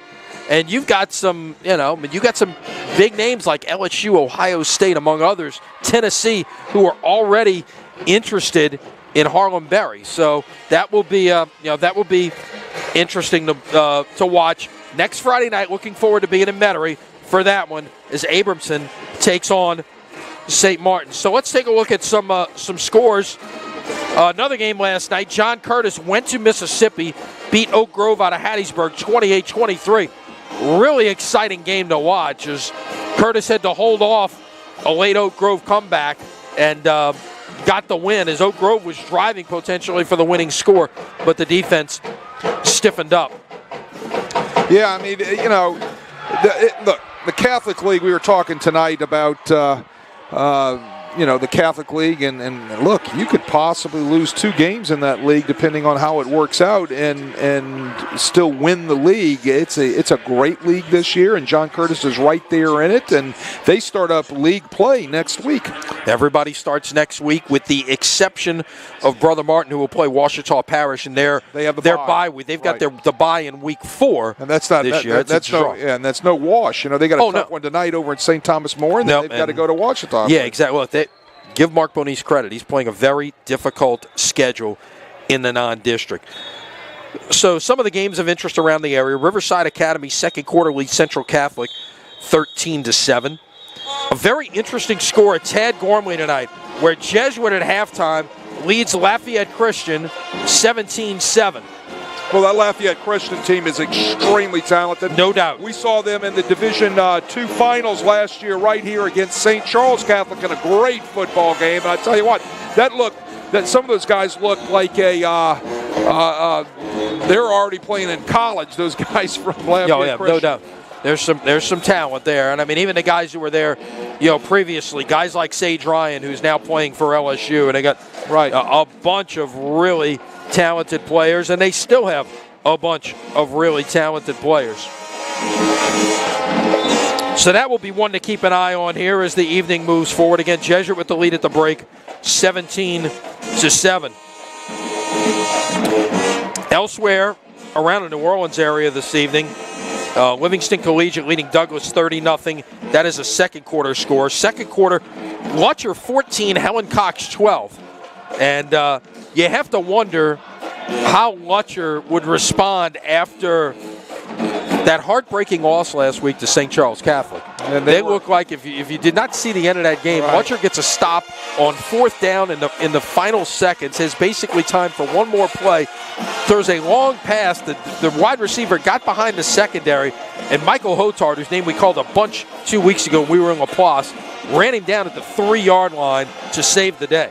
So, speaking of St. Charles, they were up on Turlings Catholic, 19-7. Good football game there. yeah, Bell Chase 21-0 over Vanderbilt Catholic at halftime. We're headed to Bell Chase next month. Looking forward to a trip back to Plaquemines Parish. Elsewhere tonight, let's see. John F. Kennedy, well, they're playing at St. Amant this evening. No score on that one yet. Second quarter, Zachary leads St. Aug 17-3. That game being played at Zachary. So the second week in a row, Zachary is hosting a Catholic League member. Of course, they beat John Curtis a week ago. Terrebonne leads Lakeshore 7-0. Second quarter, St. James over Thibodaux 21-3. That is in the second quarter. Carver made the trip to Baton Rouge to take on Woodlawn this evening. And Ricky Collins, the LSU commit, and Woodlawn leading Carver 14-7 in the second quarter. Manny leads Houghton. That's up in northwest Louisiana. 13-0 second quarter. Reason I bring that up is a very intriguing game next Friday night that we'll be keeping an eye on. At Manny, Arch Manning and Newman are making the trip up there. And, of course, Manny has a very talented safety by the name of Tackett Curtis. Who also plays quarterback. He's very running back. He can do it all. They throw him the football as a wide receiver. He's a great football player. We called their playoff game last year up in a meet. And we got to see Tackett Curtis. Yeah, no doubt. And he is a senior. Second quarter, good one tonight up in Baton Rouge. Catholic High leading U High 10-7. Of course, Catholic came down here last week, beat Warren Easton. U High, I would say, kind of surprised at home by Archbishop Rummel. Late, they had the lead late, and Rummel popped a big screen pass and turned it into a 70-plus yard touchdown. And all of a sudden, the Raiders came away with a 17-14 victory. Elsewhere tonight, they're getting, like I said, there's some of these games. Well, Destrehan made the trip to East Ascension tonight. 35-0 Destrehan, second quarter. And that's a good East Ascension football team. That could be the best team. That could be the team to beat in 5A. You remember a lot of those schools, like Acadiana, like Carr, they've all ended up on the select side. So Destrehan sitting there non-select in non-select Division I could be, if they're not the favorite, they're certainly in the team picture of what will. Right. You got to think about them and Zachary. Yeah, Hahnville and North Shore 7-7 at half. Didn't expect that kind of game after what we saw in Hahnville last week. Rummel leading Shaw at half for the Megaphone 14-6. Newman trailing Benton second quarter 25-14. That game is being played just down the road from us here. Second quarter, St. Thomas More leads Brother Martin 13-3. And got some games tomorrow. One of the key games on the card, by the way. Chalmette Holy Cross. That game being played at Tad Gormley. We'll get Chip to bring up our halftime stats before we kick off here and take a look at the numbers in the first half. And really dominated by De La Salle in terms of statistically 190-111. They moved the ball up and down the field quite a bit, but St. Paul's, when they needed to, with the exception of that last possession, they really stiffened up and made plays. The big thing, though, for both teams is look at the one turnover each, and both of those turnovers came inside the red zone. Well, one was deep in the De La Salle turnover was deep in their own end, set St. Paul's up in the red zone, and then they turned around and turned it over. Correct. One game I forgot to mention tomorrow night that is always you better great. mention this one. Yeah. 7 o'clock at Berman, Warren Easton, Edna Carr, and that is always a dandy. There will not be an empty seat no, at there Berman won't. Stadium tomorrow night. No, not at all. Not at all.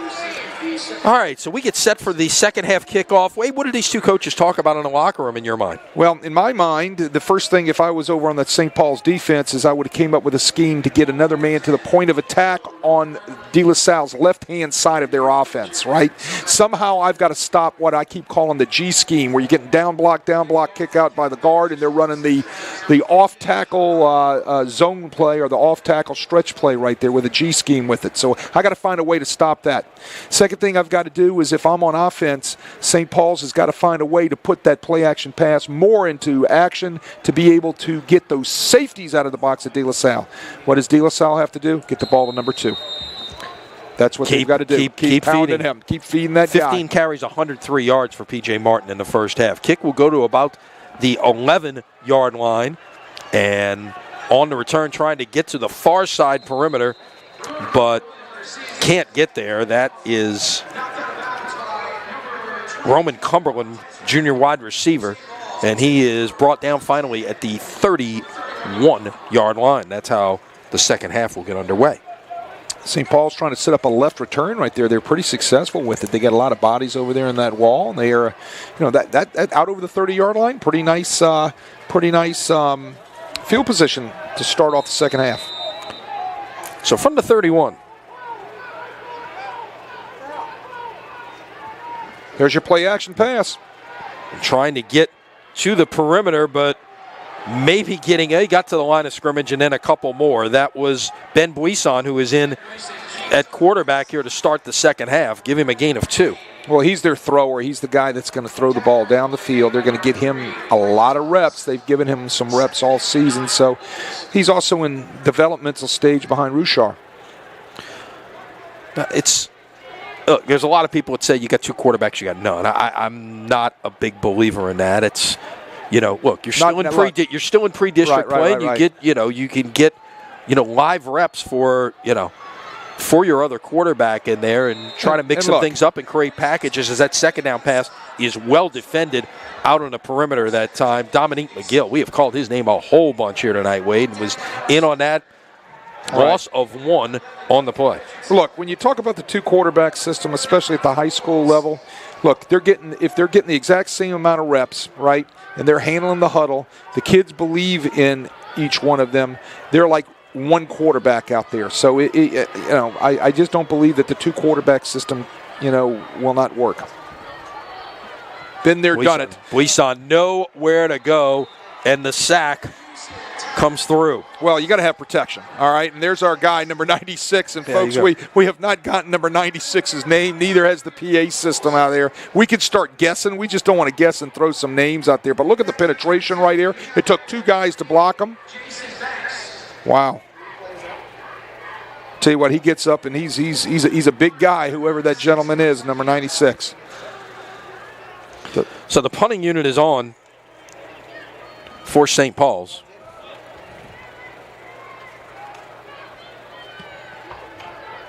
Bryce DePino is on, and that's a pretty good kick. Did that hit the up man? It may have hit him in the foot, Wade. And if so, 21 may have just been in the wrong spot at the wrong time. That was Malik Cornelius. And if so, let's see. Did they give it to St. Paul's? I believe they did. So the Cavalier defense has to stay on the field, as that is the second turnover of the night.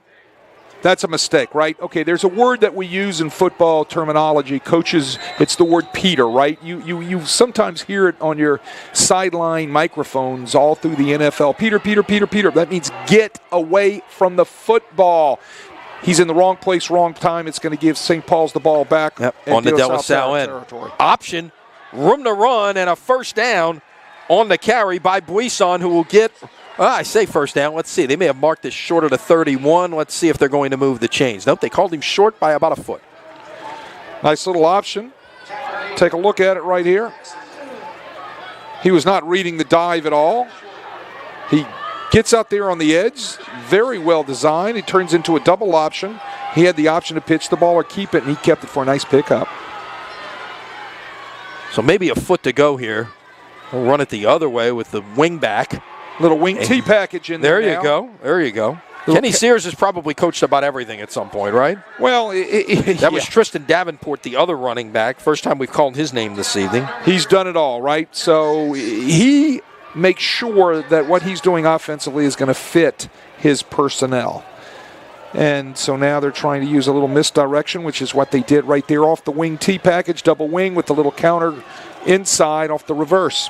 Inside reverse. So the football sits at the 30-yard line. Opening moments here of the third quarter. St. Paul's gave up a touchdown right before the half, looking to get it back right here. Play action.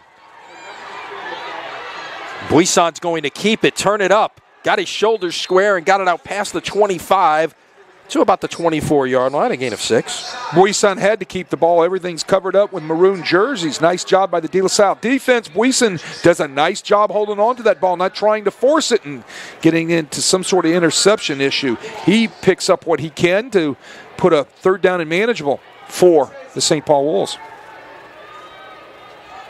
Nice decision by that young man. The scoreboard says 3rd and 3 right now, I believe. They did change this. Okay. My mistake. It is 3rd and 3. They decided after the fact that was a first down. They had it marked short, but it's 3rd down 3, ball at the 24-yard line, and Buisson's going to run option again, and he's going to be stopped short of the line to gain. At the 22, he's about a yard short, and it's decision time for Kenny Sears. Well, what we know about their field goal kicker and those sort of things, I think you're going to see them bring in a heavy group of running backs here. I see fullbacks coming on the field, extra tight end, and look for Kenny Sears to go for it right here. So it's 4th and 1. 22 so personnel. Probably a long one, in fact. 2 backs, 2 tight ends, 22 personnel. Give it up the middle, and falling forward for the first down is Jacob Davies. You got to go to your bell cow when you need it, right? You go to your bell cow and you bring in your big guys. You bring in your heavy formations with lead blockers, and that's what they did. They brought in the fullback right there, number 37, Joshua Yancey, to lead up onto the linebacker, and they get a first down out of it. So St. Paul's in the red zone now at the 19-yard line. Big hole up the middle, 1st and goal. Best run of the night for Jacob Davies as he gets a dozen. Seeing a little bit of that wing tee. That's belly lead right there with the lead fullback. And Jacob Davies taking the belly step right there, and there it is. Nice hole. Great blocking at the point of attack. Nice job by that St. Paul's offensive line. St. Paul's in business inside the 10-yard line. At the 7. Give it away. Davies stuffed up on the right side, might have gotten a yard and a half, and Derek Irvin was the first to arrive on the scene. Derek Irvin was there, and also a name we've been calling all night. Kedrick Richardson as well. Kedrick Richardson, exactly. Boy, is he a good football player. 5'11", 228-pound junior linebacker. Ball at the 5, and I think Kenny Sears is going to let this run down to the 6-minute mark and talk about it a little bit as we will get the stoppage. So St. Paul's has taken every offensive snap here of the third quarter. Got a huge break with the muff punt by De La Salle. Got the ball back at the 41-yard line, and since then they've moved 7 plays to get down to the 5, and that's where we are when we come back and we are playing 2nd and goal. Tonight's coverage on Crescent City Sports is brought to you by TMJ and Sleep Recovery Center, or Sleep Therapy Center of New Orleans, specializing in the treatment of craniofacial pain and sleep breathing disorders from birth to adulthood. Dr. Terry Billings and Dr. Emily Levy offer alternatives to CPAP machines, treat headaches and facial pain, and assess craniofacial development in children. Call 504-832-2222 to help restore your health, and live a pain-free life. Well, Leah's here tonight. I can ask her about the snoring. You better phrase it as in my snoring. Okay. All right? There you go. That's exactly what I said. There you go. All right. 2nd and goal, ball at the 5-yard line as we come out of the hydration break. This is a run all the way. And Buisson, that was just a quarterback sweep. That looked a little bit like the plays we've seen Taysom Hill run on Sundays. Got maybe a couple. Let's see where they spot it. It's going to be 3rd and goal. 3rd and goal. The guys in maroon got a lot of bodies right there to the point of attack. Look at the blocking out here on the edge. There's one block by number 7.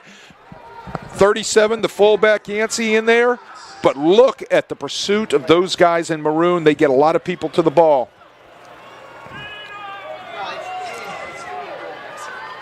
Third down and goal. The ball at the 3-yard line. You got to think in a 7-point game, this is 4-down territory, Wade. Absolutely. Yeah. For me, it would be. There's the play action. Got the tight end coming across on the drag route. Incomplete. It was just a low throw. I think the Ravane had a step on the defender right there, but it was just a little bit low, and it's 4th and goal. A little bit low. It skips off the ground. Right there, Matthew Bideye right there on the play. It's waggle action. Guard pulls with flow. Bootleg around. Ball's just a little bit low. No. It's a little bit late with the throw. And Kenny Sears talked about trying to possess the football, right? Well, he's had it for just about all 7 minutes here of the third quarter, and it looks like they are lining up to go for it here on 4th and goal. Play clock is down to 7, as you see. 3 tight end package. They'll put the man in motion. They're trying to draw somebody off sides here. No, they will snap it. And the quarterback keeps it off the left side and in for the touchdown. Well, they snapped it right at the time it was changing from 1 to 0. And Buisson is in for the 3-yard touchdown run, and we're an extra point away from a tie game. Quarterback ISO, blocking at the point of attack. Nice wrap around the guard. Nice blocking right there. Yep. They get a lot of people at the point of attack to block the guys in maroon, and Buisson walks into the end zone. That was all Ben Buisson on that drive. Look, let's give Jacob Davies some credit there. He's been handling the ball a lot, but he delivered a nice block on the lead of that one. Point after try is good, and we have a brand new ball game with 4:50 remaining in the third quarter. Your new score, De La Salle 7 and St. Paul's 7. That drive went 10 plays, needed just 41 yards after the muff punt, and it took almost 5 minutes off the clock. 4 minutes and 58 seconds. You add in the first possession before the punt, and St. Paul's has had it all 7 minutes and 10 seconds here of the third quarter. We have not seen the Cavalier offense on the field here in the second half. So it's all about the time of possession. P.J. Martin really, it was a 20-minute halftime, and now this extended break for the De La Salle offense. P.J. Martin's got a chance to really rest his legs. Well, he needs to be over there staying warm on that bicycle, right? Okay, so, but you're right. It's all about the time of possession, Lenny, and the time of possession, and one play would definitely changes that whole parameter of things on how many times you've touched the ball in the second half. So Tally to kick it off here.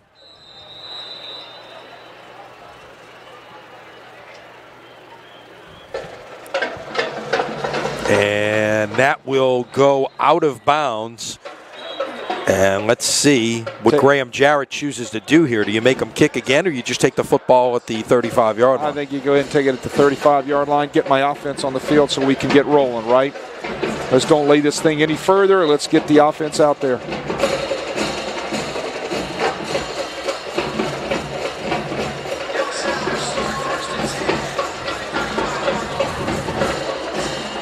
It looks like so I think if I remember right, we got to halftime at about 7:57. So it's been 36 minutes of real time since we've seen, really longer than that, because St. Paul's finished a half with the ball in their hands. So it's probably closer to 40 minutes since De La Salle's offense has been on the field. There's your first adjustment right there, 4-man front out of St. Paul's. They're standing up and end as well, and give it on first down, and nice little run there on first down by Jeremiah Wills to get about 4. Got into a 4-man front with the linebacker walk down, which gave him the 5 defensive linemen look right there. 2 linebackers in the box, so 7 with safeties walk down, 8 and 9 to stop P.J. Martin. Trying to get as many white jerseys to the line of scrimmage as quickly as possible. So no tight ends here, right? Or they've got a H-back in there along with 2 running backs. Give it away to P.J. Martin, who will get to about the 43, maybe the 44-yard line. It's going to be 3rd and short. So Martin now with 107 yards on the night. Make it 108 because they'll give him 5 on the play. It's going to be 3rd and 1. There's a good look. They're still trying to run power right there. They're trying to get the kick out with number 14, Josh Scott, the tight end fullback, wrap the guard around, and still run the same old stuff out of a different formation.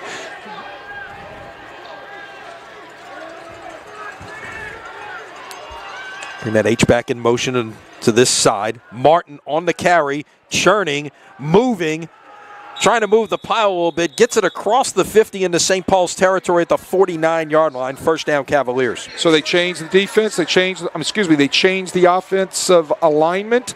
They changed the personnel. They run the same power play with the kick-out block and the wraparound guard from the backside, and Martin picks up the first down for De La Salle. If it walks like a duck and it smells like a duck, it's Martin running the football to the left-hand side of De La Salle's offensive line. They're just doing it out of different looks with different personnel.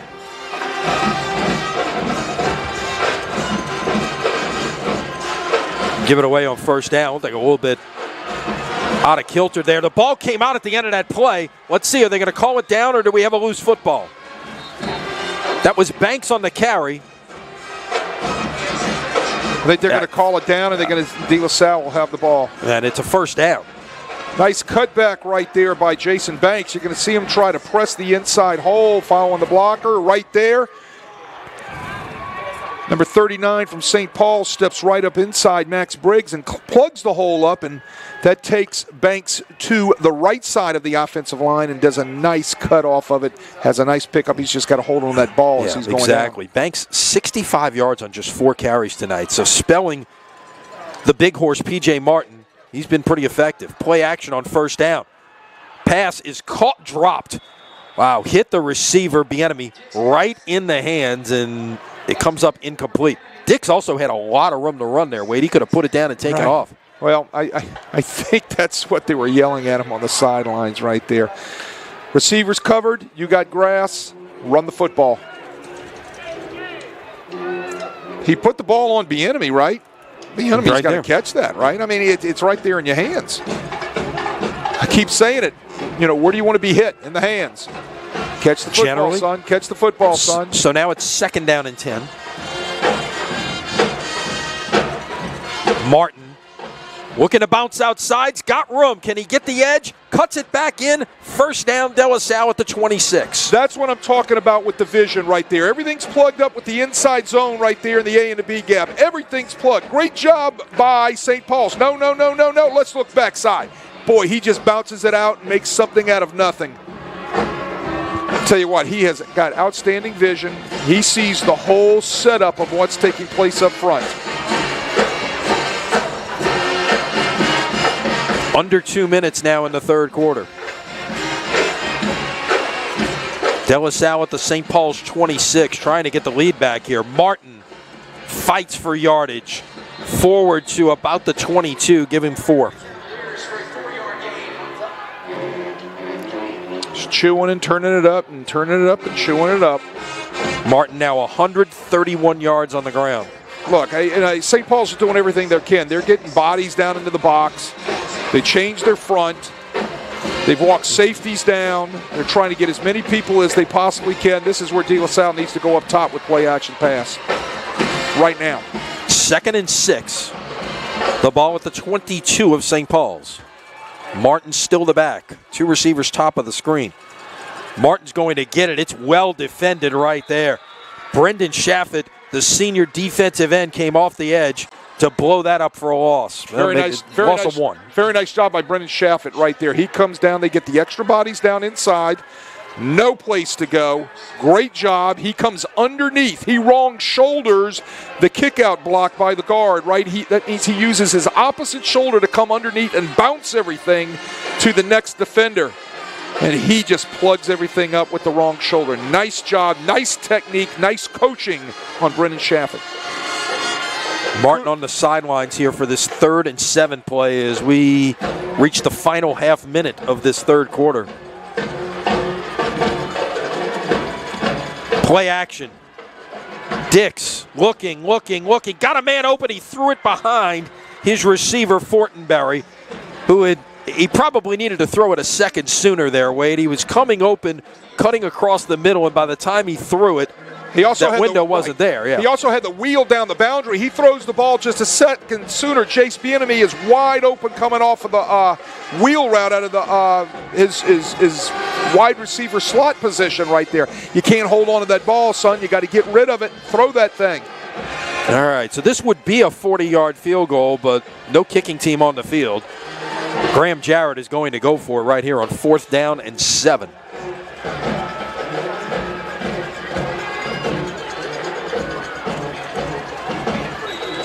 And whistles and timeout Cavaliers. They want to talk about this a little bit more, and obviously a big play in this football game. You can't blame them.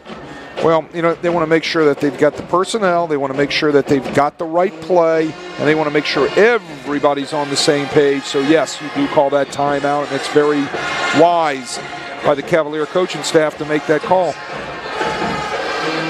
Again, coming up next Friday night, we're heading to Metairie. Two teams we have not had on Crescent City Sports Football. I can tell you we had back in our previous ownership. I know we did have St. Martin's on once, but St. Martin's playing host to Abramson. That is 3-0 against 3-0. Both teams won last night, and that is, I think, going to be a lot of fun. And like you said, it's going to be great fun. And we get to see a guy that's a lot of people in the New Orleans area. Maybe you haven't seen yet, but you know what? You're going to hear it. You've heard a lot about Arch Manning, obviously, the last 4 years, and some of that is he's good. Some of that is obviously his lineage. But we're going to get a chance to see Harlem Berry next Friday night, and that's going to be a lot of fun to watch. We're going to be talking about him on the high school level for the next 3 years. Man in motion going to the top. Dix looking, throws it, incomplete, and St. Paul's comes away with the stop. It was well covered on all fronts by the Wolves on the back end. You can't blame the protection. A lot of time up front. Nice job by the offensive line. But kudos have to go to that secondary of the St. Paul's Wolves. Everybody covered up. No place to go with the ball. And then that clock runs out and he gets, drilled as he throws the ball away. So we should have one final play of this third quarter before we will switch ends.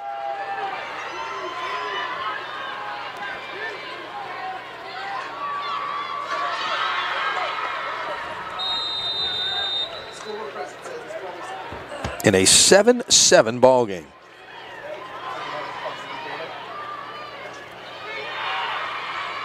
And it is still Buisson at quarterback. Flags as play got about a yard, but let's see what the flags are about in the backfield. I don't know if it's illegal motion. Do you think that motion man, that wing team motion, he turned upfield too quickly? Absolutely. Yeah. You can't. This isn't Canada, right? So you can't go north and south before that ball is snapped. Right. Sorry to our friends up in the northern part of this continent, right? But that's not American football. So I think that's what happened. He went north and south before the ball was snapped. And an interesting choice here by Graham Jarrett to decline the penalty and take the down. They got 2 on the run. And so it's 2nd and 8 at the 25 on what is the final play of the third quarter. So they'll flip ends? Yeah, flip ends. We got 12 minutes to go, or do we, Wade? We've done 3 games this year, and twice we've kept playing past 0-0s in the fourth quarter. Are we poised to do it again here? Stay with us. Fourth quarter coming up from Yeoman Stadium. St. Paul's 7, De La Salle 7. You're watching high school football.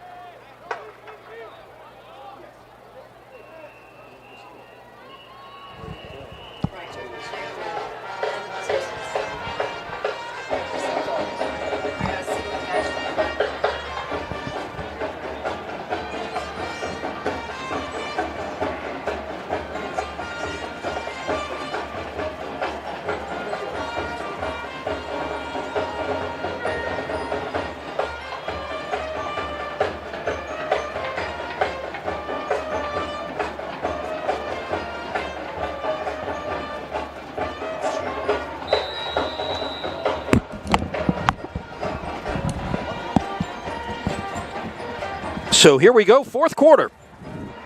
And on the first play of the quarter, it's a Sweep to top of your screen. Jacob Davies on the carry. Check that. That is not Davies. That is Tristan Davenport. Gets his name called. Maybe 6. It looks like it's going to be 3rd down and 2 at the 31. Well, playing a lot of different running backs. St. Paul is getting some rest for Jacob Davies, who has been their workhorse tonight. So Tristan Davenport gets his chance on his toss sweep right there. On 3rd and 2. Oh, what a hit in the backfield. A huge stop. That was Kenneth Vaughn, I believe, and maybe Kedrick Richardson as well. Check that. Richardson 11 with an enormous stop in the backfield. on third and about 2, yeah, he just blew through there. I'm sorry, I called 4. It was 11, Richardson, and a huge hit, and it's 4th down. Oh, I tell you what, I didn't have to say anything. I let everybody just look at that on the replay. Wasn't that pretty? That was very nice. Also, William Calm there. Nobody touches Kedrick Richardson. So a punt on 4th down here. Let's see if the adjustment made. You get out of the way this time. And it gets a friendly Wolves bounce and will stop at the 24-yard line. So the punt goes 46 yards with the kick and roll. Do I need to go on a rant? Go get it. Catch the darn ball.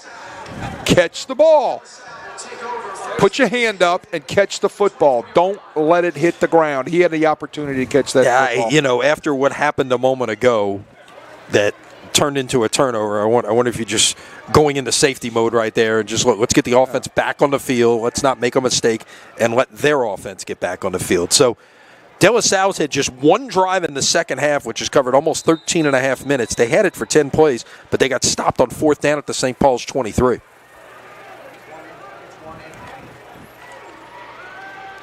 On 1st down, P.J. Martin with room to run, 40. Might outrun them all. Midfield, 40, 30, 20. May need a stiff arm, 10, 5. He's brought down. Well, that time they run to the right side of the offensive line. They get great blocking over here. I tell you what, when I say over here, 2 of the near side of the boundary, here come right into your picture. Kick out, seal, off to the races. Goodbye. Yep.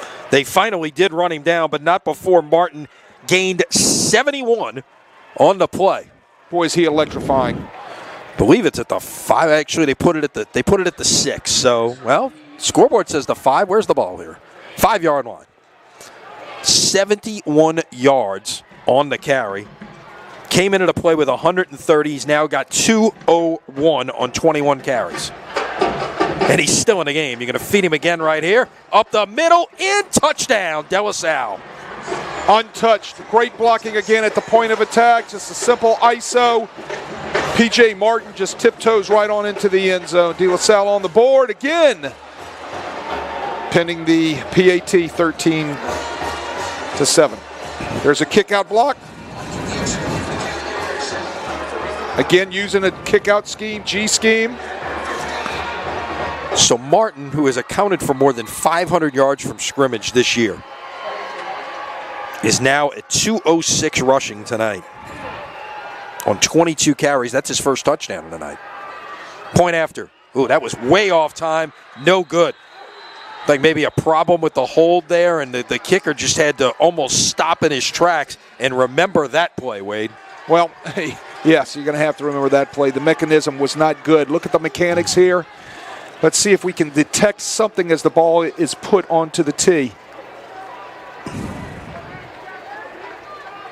Didn't handle it. Didn't get it on the tee. Yeah. Didn't get the snap, and that put number 17 right on top of it. That was Dominic Hansen. Is that what I'm looking at? That Dominic Mangan. Right on top of the kick. Mangan, the DB, the junior. Was all over that. Ball put on the ground. Yep. Just a bit late because of the fumble of the snap. Yep. Yes, remember that play. Exactly. All right. So the Cavaliers needed just 2 plays to go 76 yards. P.J. Martin needed just 2 plays to go 76 yards, to be exact. Here comes the return, and it's well defended, and somebody lost a helmet in the midst of all of that. at near the 30-yard line, and guess who was in the middle of it again, Wade? And that was Kedrick Richardson. I tell you what, this guy's a football player, right? He covers kicks. He plays linebacker. He plays on all special teams. Let's look at this stick right here. Whack, bang, helmet flies off. That's good football. He was in the middle of that. So was Jackson Purdue, the sophomore defensive end. Well, good physical football is the way the game's played, right? You put your shoulder pads on somebody, keep your eyes up, keep your head out of the tackle, and you play good physical football, and that's what De La Salle does. Credit to the coaching staff, credit to their defensive coordinator, Eddie Jagalard. That's the way those guys play defense, and all of his guys have always played defense like that. Now, let's see. Oh, wait, did we get a flag? Or, no, they blow a whistle. Okay, they're ready to play. They were waiting on the ready for play because they actually had 12 on the field at one point. First down pass going far side. Not much doing that time as Reyna was the receiver. Might have gotten 2. Derek Irvin over there making that stop from his corner position and his defensive back position.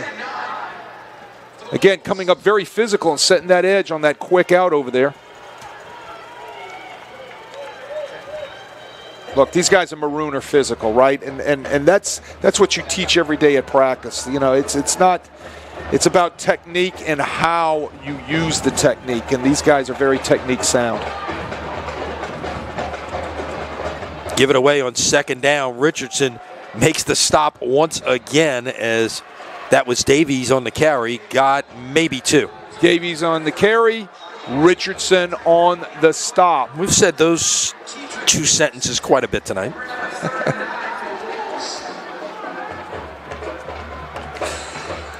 Richardson's only a junior. He's back next year. And if you look down this De La Salle defense, junior, sophomore, junior, 1 senior, 2 seniors, and all the rest of these guys are young players. Shot down the middle. Pass is caught. In the De La Salle territory. First down, St. Paul's. Matt Gower on the catch. Give him 29 on the catch and run. De La Salle jumps into man. First time we've seen that all night. Somebody forgot to cover Gower. Right down the center seam. Ball's put on the money. Nice pass right there by Buisson. When you go to man, you got to cover everybody, right? And that didn't happen that time. It's like man on man in basketball. I've got you, I've got you, I've got you. We'll pitch it. A little bit of triple option that time. And nothing doing as Jacob Davies is brought down in the backfield for a loss of 1 as the Cavaliers were pursuing there.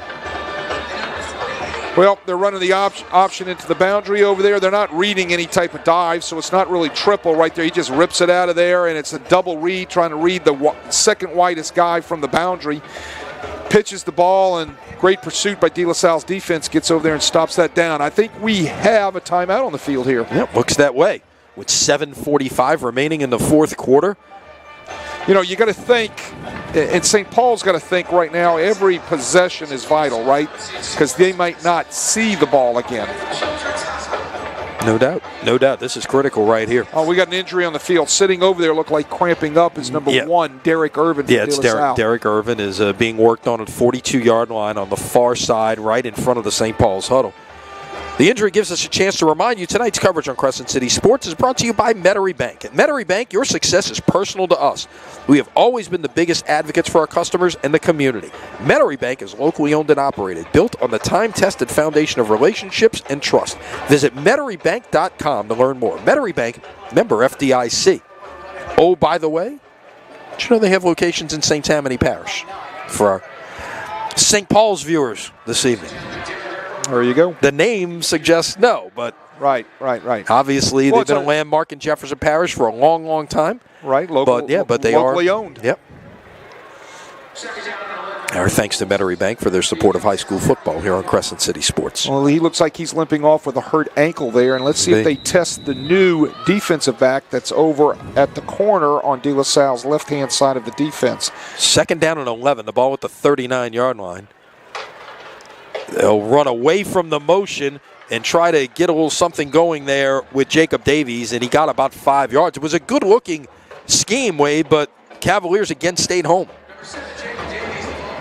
Well, they brought in a sophomore to replace Derek Irvin over there, and they get the ball bounced back over to his side. Montez Randall, a 5'10", 152-pound sophomore.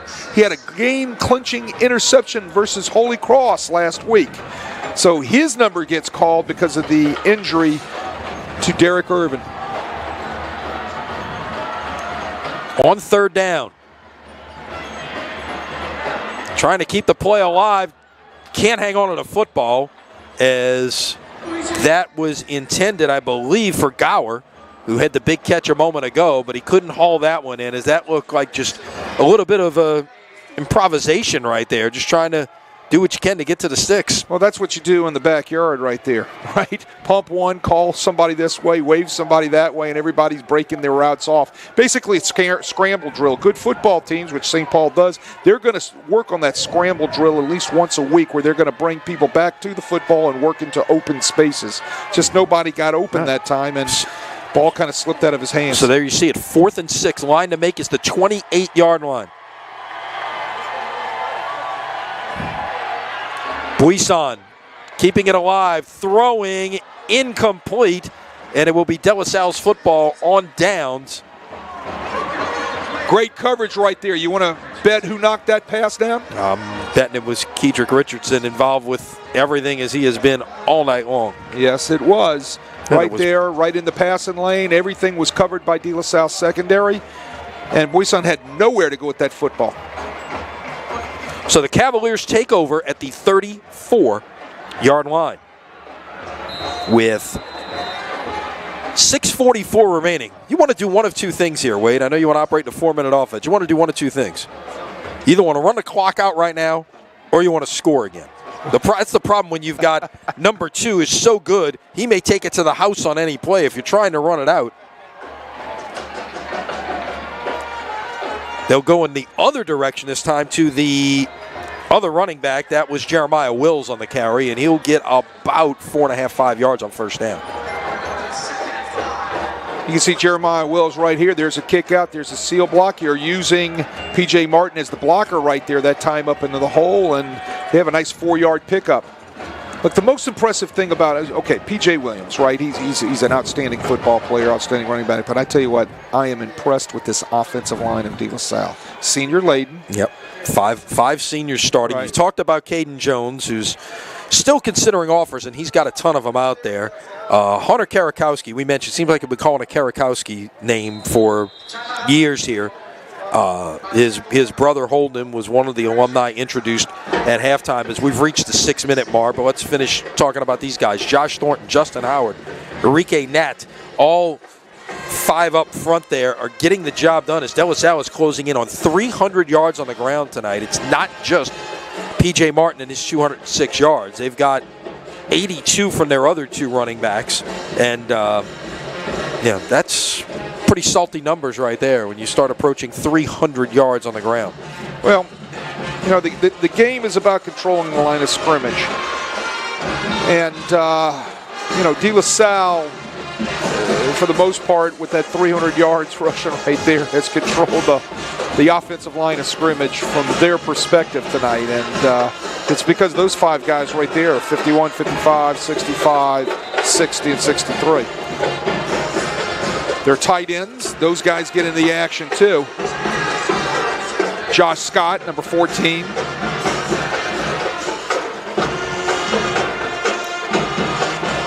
Second down and 5. Once again, they'll not give it to Martin, and they'll instead hand it off to Jeremiah Wills, who gets back to the line of scrimmage, and that's it. Where they're trying to run as much time off of the clock as they possibly can on that 40-second clock and get it down to as low as they possibly can get it before they snap the football.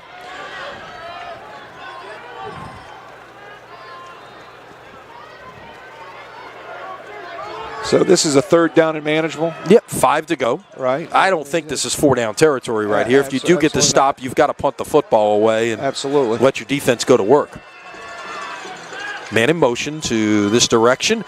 Handoff. Once again, it is Jeremiah Wills, and he gets the first down. Little counter action. You got motion one way. Will's coming back the other. P.J. Martin doesn't touch the football. He goes in the opposite direction. Everybody's keyed in on all that motion in the backfield. And P.J. Martin allows Jeremiah Wills to be able to pop it up through there to pick up the first down to keep the clock rolling for the Cavaliers. We go under 5 minutes remaining here in the fourth quarter. And that's, look, P.J. Martin's obviously good, but you got other good backs as well. And, I mean, if you want to call him a decoy right now, he's a decoy, whatever that is. But he's, De La Salle's got the first down. Play clock at 5. Now you give it to Martin. Looks to bounce it, lost the football. Heads up play by the quarterback. Behind the play, Dix to get back on it. He took a shot right on the ball, Wade, and that's the one thing you want to preach right now. If you're Graham Jarrett, is ball security. Ball security. Lock that thing down. Here's the pop right off tackle right there. Bang. Helmet right on the ball. Let's see if we can get that guy's number. That looked like 92. That was Brennan Shaffett. Yep. Who's had a nice night. Brennan Shaffett has had a nice night for the Wolves from his defensive end position. He puts his helmet right on the ball. Ball's loose on the ground. That would be disastrous for the Cavaliers. So they've got to lock that thing down high and tight. Yeah, now you're looking at second down and 18. So this is a different situation here. And once again, they're going to give it to Martin. He's still on his feet. First down, Cavaliers. Martin gets 20+. They'll call him down at the 39, or check and make it the 41-yard line of St. Paul's. Give him a gain of 21. That's a way to redeem yourself. Absolutely. Look at the blocking at the point of attack. Down, kick out. Here's the wrap-up. Walled it off. Nicely done. No linebacker stepping up right there. Every time he gets into the secondary, he's going to be rumbling, bumbling, stumbling down, and he's hard to bring down, and that clock just continues just to whittle away. Yep. See the play clock on your screen as well, as it will head down towards 10, and they'll get lined up. Martin actually went below 200 yards with that fumble. He went back over it. So does that count as two 200-yard games tonight? Yes. Okay. One night. Martin still on his feet, bouncing it outside, now back inside at the 20, at the 15, at the 10-yard line. Let's see where they spot it. They're going to spot it, I don't know if it's looks like short of the 10-yard line, so it will be 1st and 10 for De La Salle, a gain of 30 on the play. Just look at the blocking again. There you go. Great block also by number 31, who is downfield right there doing some blocking. Troy Williams, a fullback, 5'6", 218-pound junior. Nice job getting downfield, getting a block on a defensive back. Okay, Martin gets a blow here. Jason Banks is the single setback behind Dix, who again lines up in the pistol. Banks, not much doing there as there was penetration. Nicely done that time by the St. Paul's defense, led by Nathan Vincennes, whose name we've called a couple of times this season. He came in with 15 tackles, 3 for loss. That will go as no gain. Watch him come off the left edge right here, the defensive left edge, plays it off. Nice trip up right there. He's had a nice night also.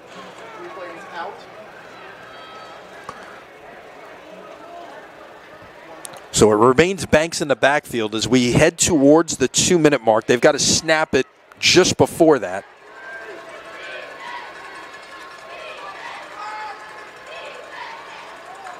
Snap it at 3 on the play clock. Banks trying to get to the edge. Won't do so. A host of white shirts bring him down at the 10-yard line, and St. Paul's is going to call a timeout. That host of white shirts was led by Ian Shafford, the brother of Brennan, on the other side of the defensive line.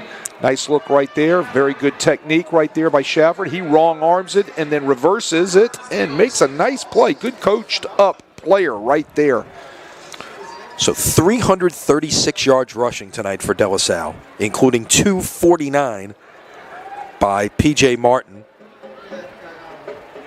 At 292 a week ago. And 177 in week 1. All right, so let's see what the Cavaliers dial up here on 3rd and 9. St. Paul's with 2 timeouts remaining. De La Salle with 2, as you see below the team names. Well, part of the dial-up needs to be ball security, right? So that needed to be mentioned in that huddle as they broke and they come out. Make sure you hold on to that ball high and tight. Let's first of all secure the ball, right? All right. And number 2 is back in the backfield after a couple of plays off. Let's get the snap. Think he's getting it? Just there you go. Wondering. I would think. Got man coverage out there by the guys. Two as you see to the bottom of the screen. Martin on the carry. Looks to bounce it outside. Now turns it up back in to about the 3.5, 4 yard line. And it's going to be 4th and about 3. They can get a first down without scoring a touchdown. Keep that in mind. Well, St. Paul's called timeout, as they should. They stopped the clock. There you go. So it'll bring up 4th down and 2.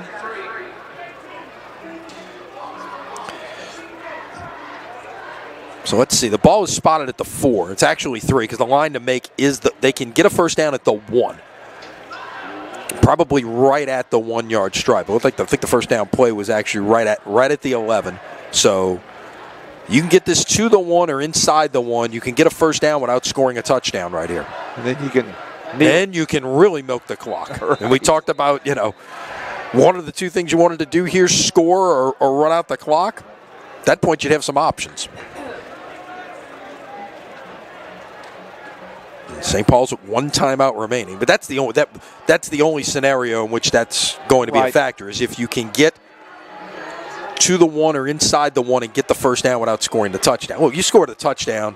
It's a 2-score game, and they're going to try a field goal right here, Wade. They're going to kick the field goal.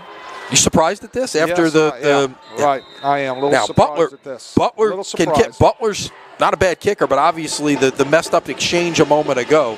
Let's see. This would make it a 2-score game. Kick is on the way, and it is good. From 21 yards out, Connor Butler makes this a 16-7 game. Well, the other thing that does, and it puts confidence back in your field goal unit, right? No doubt about it. And that they just had one slam down on a block that you went out there and you kicked that could possibly be the game-winning field goal, correct? To make it a 2-score game, puts a little confidence back in the holder, a little confidence back in the snapper, and then definitely the confidence in the kicker. So, surprised me. I think I would have run a play there, and trying to potentially run it out to get the touchdown. Instead, correct. It's a 2-score game, and correct. St. Paul's has 1:43 and 1 timeout. Now, the one thing you've certainly got to think about here is, I'm not sure I kicked the ball deep right here. No, right here you got to make sure you cover this ball. Yeah, you got to squib it, whatever it is you got to do, but it's cover the kick. Make sure you keep it out of anybody's hands, game plan wise. You don't want to put it into. And make sure you tackle. So what St. Paul has to do real quickly, if they don't have open field in front of them, they got to get down and get their offense on the field.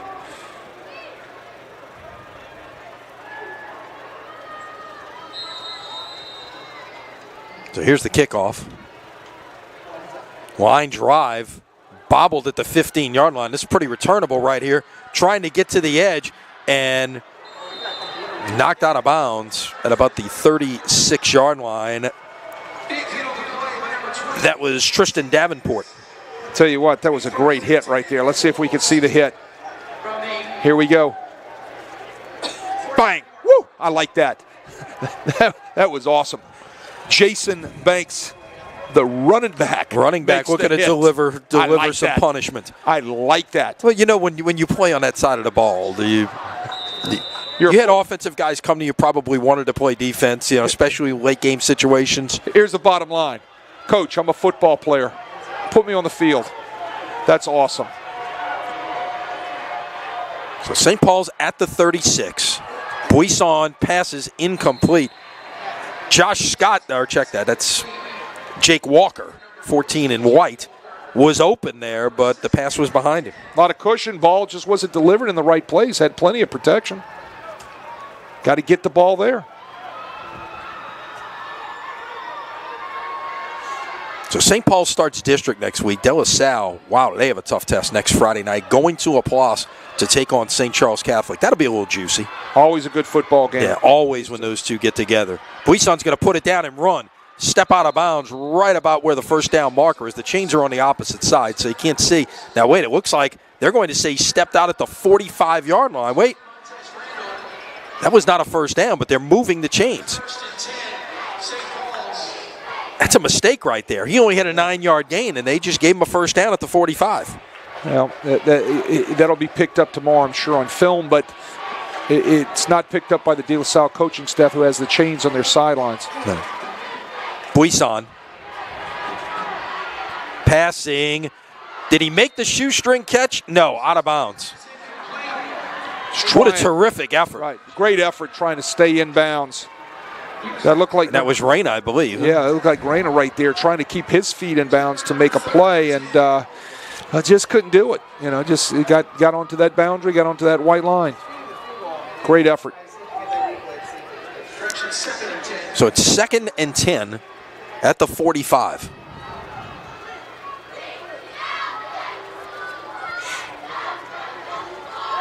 They don't have to work the boundary here. They've got one timeout left. And again, if you throw the ball down the field, the first down, the clock's going to stop to move the chains. Right. De La Salle sitting in a too high coverage. They need to run something that centers that too high coverage. Throw it out in the flat, and a nice play by Malik Cornelius, who's just a freshman, and we're going to be calling his name a bunch here, on Davies. Broke off of his man and brought down Davies for a gain of 3. Talking to Eddie Jagalard before the game, he does a great job talking about Malik Cornelius. He says he's going to be a good one coming down the road. First down as the pass complete top of your screen to Reyna. Still working that boundary right there. They can take that shot down the center of the field, right? Because you get that too high secondary, some sort of 4 vertical, something that's going to press the coverage of the too high secondary, and we haven't seen that yet. We get a stoppage in play so Dominique McGill can come off like he's hobbling just a bit. He's had a nice night tonight, caused some havoc in the backfield. Defensive end, 209 pounds, just a sophomore. You would think he's got some... he's got a future in this game, as Graham Jarrett did not like something he saw and called timeout and realized, wait, I can't go past the numbers or I'm going to get 15 yards. Well, he was ripping one of his kids, right? They have a personnel issue. They didn't get the call in or they couldn't communicate it. Been there, done that, and he was ripping one of his guys as their guys were coming over to the boundary, and then the official reminded him, hey, you can't go out there. It's when you need that get-back coach, right? You got to have the get-back coach. Exactly. So Eddie Jagalard, the defensive coordinator, the guy with the gray hair right there, who's been around this city for a long time, doing a great job as one of the premier defensive coordinators in the state of Louisiana, is going to get his call in. The main thing he's got to make sure is that everybody is matched up in the back end of their coverage. Now, Eddie told us pregame, last year was going to be my last year. They asked me to stay one more year. This year is going to be my last year. Is that going to end up being the case is the question. Well, we'll see, right? We'll see. Look, he's one of the all-time greats. I've competed against him for years and loved every minute of it. After 40. Buisson will run, get the first down, step out of bounds. And mark it at the 29-yard line. Well, maybe the 27. It's just seen some weird interesting spots from this crew tonight. Yeah. Nothing open. He just scatters out of there, gets out of bounds right there. He gets the first down. They move the chains. They're working with 40 seconds and 1 timeout. You got to think about shots at the end zone right here, perhaps? You got to think about middle of the field shots at the end zone. Because you got to remember, they score, they got to come back and put that ball on the ground for an onside kick. Going backside, caught, first down and out of bounds. That was Walker on the catch at the 13, maybe the 14-yard line. It's a gain of 13. Great ball by Buisson right there, puts it right on the number. Walker gets out of bounds. Nice throw and catch. Clock stops. which is the most important thing right there for the Wolves. Now you get a time to communicate your play, make some subs, whatever it is you need to do. Exactly. Ball sits at the 14-yard line with 34 seconds left. Slows down your thinking a little bit. It allows you to make sure you take a look at that sheet. What play do you want? Make sure you got the right personnel in. All of that stuff worked out fine for them. Whistles, and they don't get it off. Holy smokes, that's the thing you can't do. Yep, delay a game. Especially after a ball that's been out of bounds. That's a no-no. And I think the St. Paul coaching staff knows it because there's a little barking going on over there right now. So 1st and 15. Well, I think you're to the point here, Wade, that you got to start thinking shots. So you got to start taking shots into the end zone. And the 19 or the 14 doesn't make a whole lot of difference there. But still, that's one of those plays you don't expect to have. Buisson finds his man, caught, touchdown. Great route. Great route at the top. Little in and out. And that looks like that was number 4. That's Jack Salvaggio. Jack Came in with three catches. I believe that's the first time we've called his name tonight. Now check that the second time. Look at the route at the top of your screen right here. A little in, little post corner. Nicely done. Turn the defender around. That was in too high secondary that had him as the vertical. He gets separation. Credit Buisson for the throw. 8 plays, 64 yards, just needed a minute 16. Point after is good. Flag comes in at the end. What is this about? And this could be huge, Wade. Well, we've got a flag. We've got a De La Salle player down. Yeah, this could be enormous because now, if it is against De La Salle, that's going to end up on the kickoff. And now you're looking at kicking off maybe from, if it's 15, the De La Salle 45-yard line. And the injured player is Malik Cornelius, who we were just talking about, the freshman DB. Well, we don't have any signal yet. Let's see what we have. They're talking it over. They're waving it off. They're waving it off. Waving it off. Okay. Okay. And we got a cramp with Cornelius. Yep.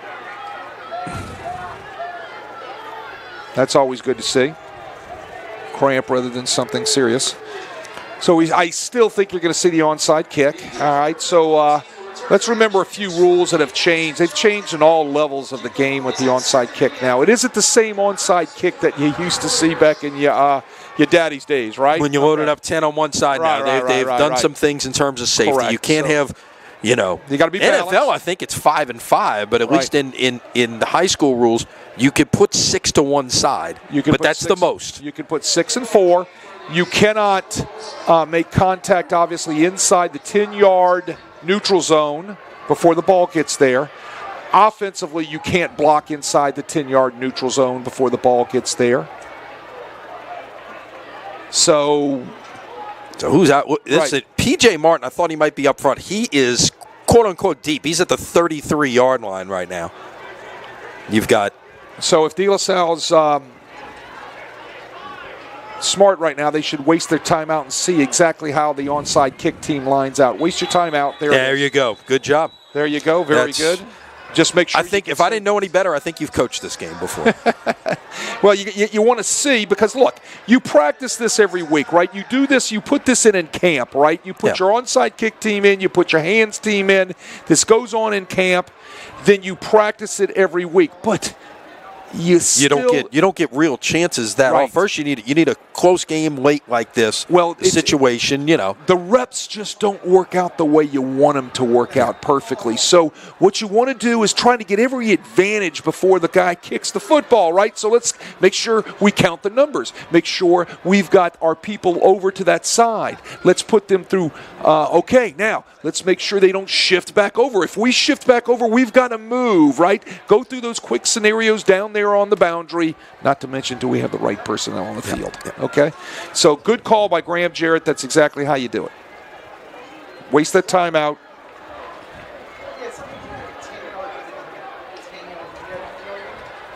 Eddie Jaguar down there talking to the wide receiver from St. Paul's. Paul's that just right made the catch about there. that just Yeah, made that the was catch. Salvaggio, And yep. I tell you what, that's great. He patted him on the helmet, and I'm sure he congratulated him about the big catch right there. All right, so here we Against the go. Secondary. Here's your ball game right here. There it is. Bounce Dribble up. on the ground, big hop, and it's nicely Nice played play. on the second line right there and handled by Jace Bienemy, who's normally a deep return guy, in different aspects Right. of the Well, you game. got all the guys up there that have hands. That's why Yep. it's called the good hands team, all-state team, hands team, whatever you want to call it. He had a nice kick, right? Ball bounced up into the air to give your guys some chance to come run under there and get the ball to start bouncing around, and Bienemy comes down with it. Just the way hopefully, that's the textbook way to practice it. St. Paul's has a timeout, so De La Salle may have to snap it twice if Kenny Sears elects to use that final timeout. If not, just once. This is one thing that's always been a concern to me is you take knees now in the shotgun. Well, That's because you don't, yeah. you don't want me to rant, do you? Because your quarterbacks aren't used to lining up. Don't want me to rant. Now we'll get the last timeout. There's your last timeout. You'll snap it one more time, and that'll be it. Credit St. Paul's. They don't give up, right? They fight back and get it down to that one-score game, and they have an almost executable onside kick. These guys played hard, and credit both coach and staffs for having their teams prepared and ready to go tonight. Yeah. This turned out to be an outstanding football game this evening. Another nail biter. We're getting used to that. I think we bring that with us, right? Seemingly, yeah. We've had one blowout this year, 2 overtime games, and now what looks like a 2-point game here with 21 seconds left, assuming they can take one more knee. St. Paul's out of timeouts. That will do it.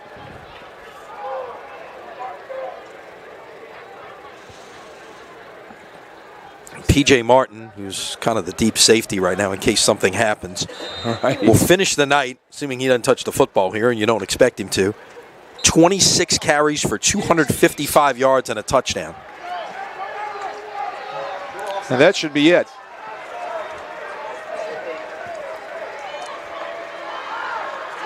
It should be it as they'll count it down the final seconds here off the clock. The teams will meet at the Angry Wave and shake hands in what was an outstanding high school football game here tonight, Wade. And well, I tell you what. We saw some great offensive skill, namely P.J. Martin, and we saw some outstanding plays from both defenses this evening to make this a very entertaining football game. Well, I'm impressed with a couple of things. I'm impressed with linebacker Kedrick Richardson from De La Salle. This guy's a player, right? And I'm impressed with that offensive line from De La Salle. You playing well on the offensive line, you're controlling the line of scrimmage that way, you're going to go a long way as you prepare and continue on into your season. And they're going to have a tough one next week where they're going to have to hold and prepare for that line, to control that line of scrimmage against the St. Charles Catholic Comets. No doubt about it. St. Paul's goes into district play next week. They'll be ready to play. Kenny Sears will have his guys ready to go. And it should be a great North Shore league for the next 7 weeks. Yeah, we've seen a lot of those teams already this year. We've seen Mandeville, we've seen Slidell, we've seen St. Paul's. This, should be a good league. And again, they open up next Friday night at Slidell. Wade, it's been a pleasure. We'll do it again next week. Absolutely. Looking forward to it. St. Martin's. All right. We head to St. Martin's next Friday night. That should be an interesting matchup as the Saints play host to Abramson, a pair of 3-0 teams. Not the kind of teams that always make the airways, but we'll see it next Friday night. And our first chance to look at Harlem Berry, the sensational sophomore running back from St. Martin. So for Wade Kaiser, for Chip Merritt, for Matt Merritt, for Matt Beal, I'm Lenny Van Gilder. Once again, your final score tonight, De La Salle 16, St. Paul's 14. Until next week, so long, everybody.